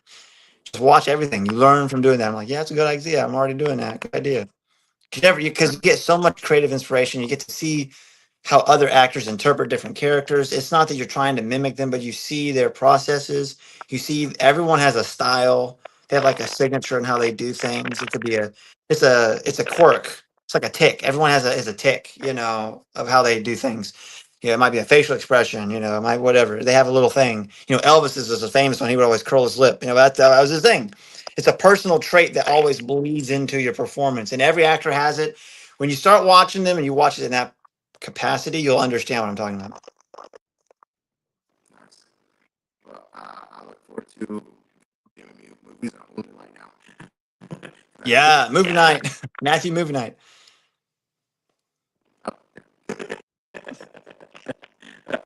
Well, Matthew, I appreciate you very much. You have a great night, okay? You too. Thank you, everybody. Have a great one. All right. Happy Juneteenth. Happy Juneteenth, everybody. Happy Juneteenth. That's true. Yeah. And if you're watching this in the future, happy 4th of July. Whatever it is, whatever you're watching this. Yeah. Happy all the holidays. All right, man. You have a good one, brother. You too, man. That's Matthew Simmons. Such a great guy. He's a great guy to know. And we were talking about making the connections. He's one of the connections that I have made, and he is the one that actually got me set up with Bold and Beautiful Productions. So, big shout out to Matthew. Appreciate you, brother. Am I doing good still? Okay, cool. Sorry, just checking the audio still, just making sure that everything is going good. But I do appreciate every one of you guys watching. Thank you guys. I am trying to make this set up, and I'm improving more and more, getting more and more gear that's been, brought to me thanks to, my parents and Isaiah's renovations, the support from Waterproof, Texas, and anyone else out there. If you guys want to help out with the show, just know that everything that you do, the kind of contributions that you make, do go to upgrading the show, as well as to make sure that I have a little bit more unique things that I'm able to do, such as some of the interviews. I found some of the interviews, they want kind of a price for the venue, but I'm honestly thinking about doing it just because one of them is a really nice view, and it's a really iconic view here in Dallas, in the DFW area, but Dallas specifically. And so, it helps to go towards that, as well as helping to keep me continuing on the air. And like one thing that was mentioned earlier in the show, editing takes time. It really does. And what I try to do is I try to juggle work and try to juggle editing. However, sometimes they don't mix because I do work outside sometimes, and whenever I do, I'm pretty tired. I found out that my A1C was kind of high, so I had to change my diet. And so changing things up, always improving. And so I felt like my energy had gotten a little bit low. So now I need to go back to the diet that I was on, and now you're gonna see me a lot more lighter version of me. So I'll no longer be rocking as big as I am. You know, I'll be kind of small. I've been putting out some AI photos on my Facebook that that hey, I thought was pretty cool. It'd be kind of cool to kind of give off that kind of image a little bit sometimes. So we'll see where it goes. And I appreciate you guys following me all. So you guys have a great night, and I will talk to you guys later on. Okay, so get the kamatzen till we meet again. Y'all take care. Special thanks to our guests, Damian Lindsley, as well as Matthew Simmons. You guys help with making it such a great episode. And I look forward to seeing all of y'all's success and to in the future having you guys back on, you know, having some major roles that have gone through. So y'all take care. Be encouraged. Everybody go out there, you know, try to do what you can, even if it's just one step. If it's a small step, it's a step forward. You know, if you have a dream out there, just try to go for it. You know, you never know what's going to happen. The only way that you're stuck with a no is if you don't do it. It's the only way you fail at it. Okay. So be encouraged. Do what you got to do. You guys have a great evening. Okay. Take care. And I was able to put a little bit of a end credit together real quick while I was going in the middle of the show. So I hope you guys enjoy. And later on, I'm going to add in their social media so that way you can follow Damien and you can follow Matthew. But y'all take care. Y'all have a wonderful night. Take care.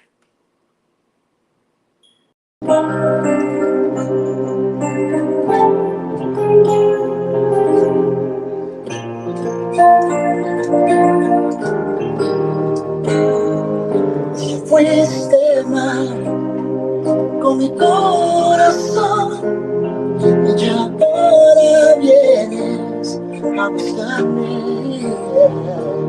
Un día fuiste todo para mí y ya ahora no puedo ni verte.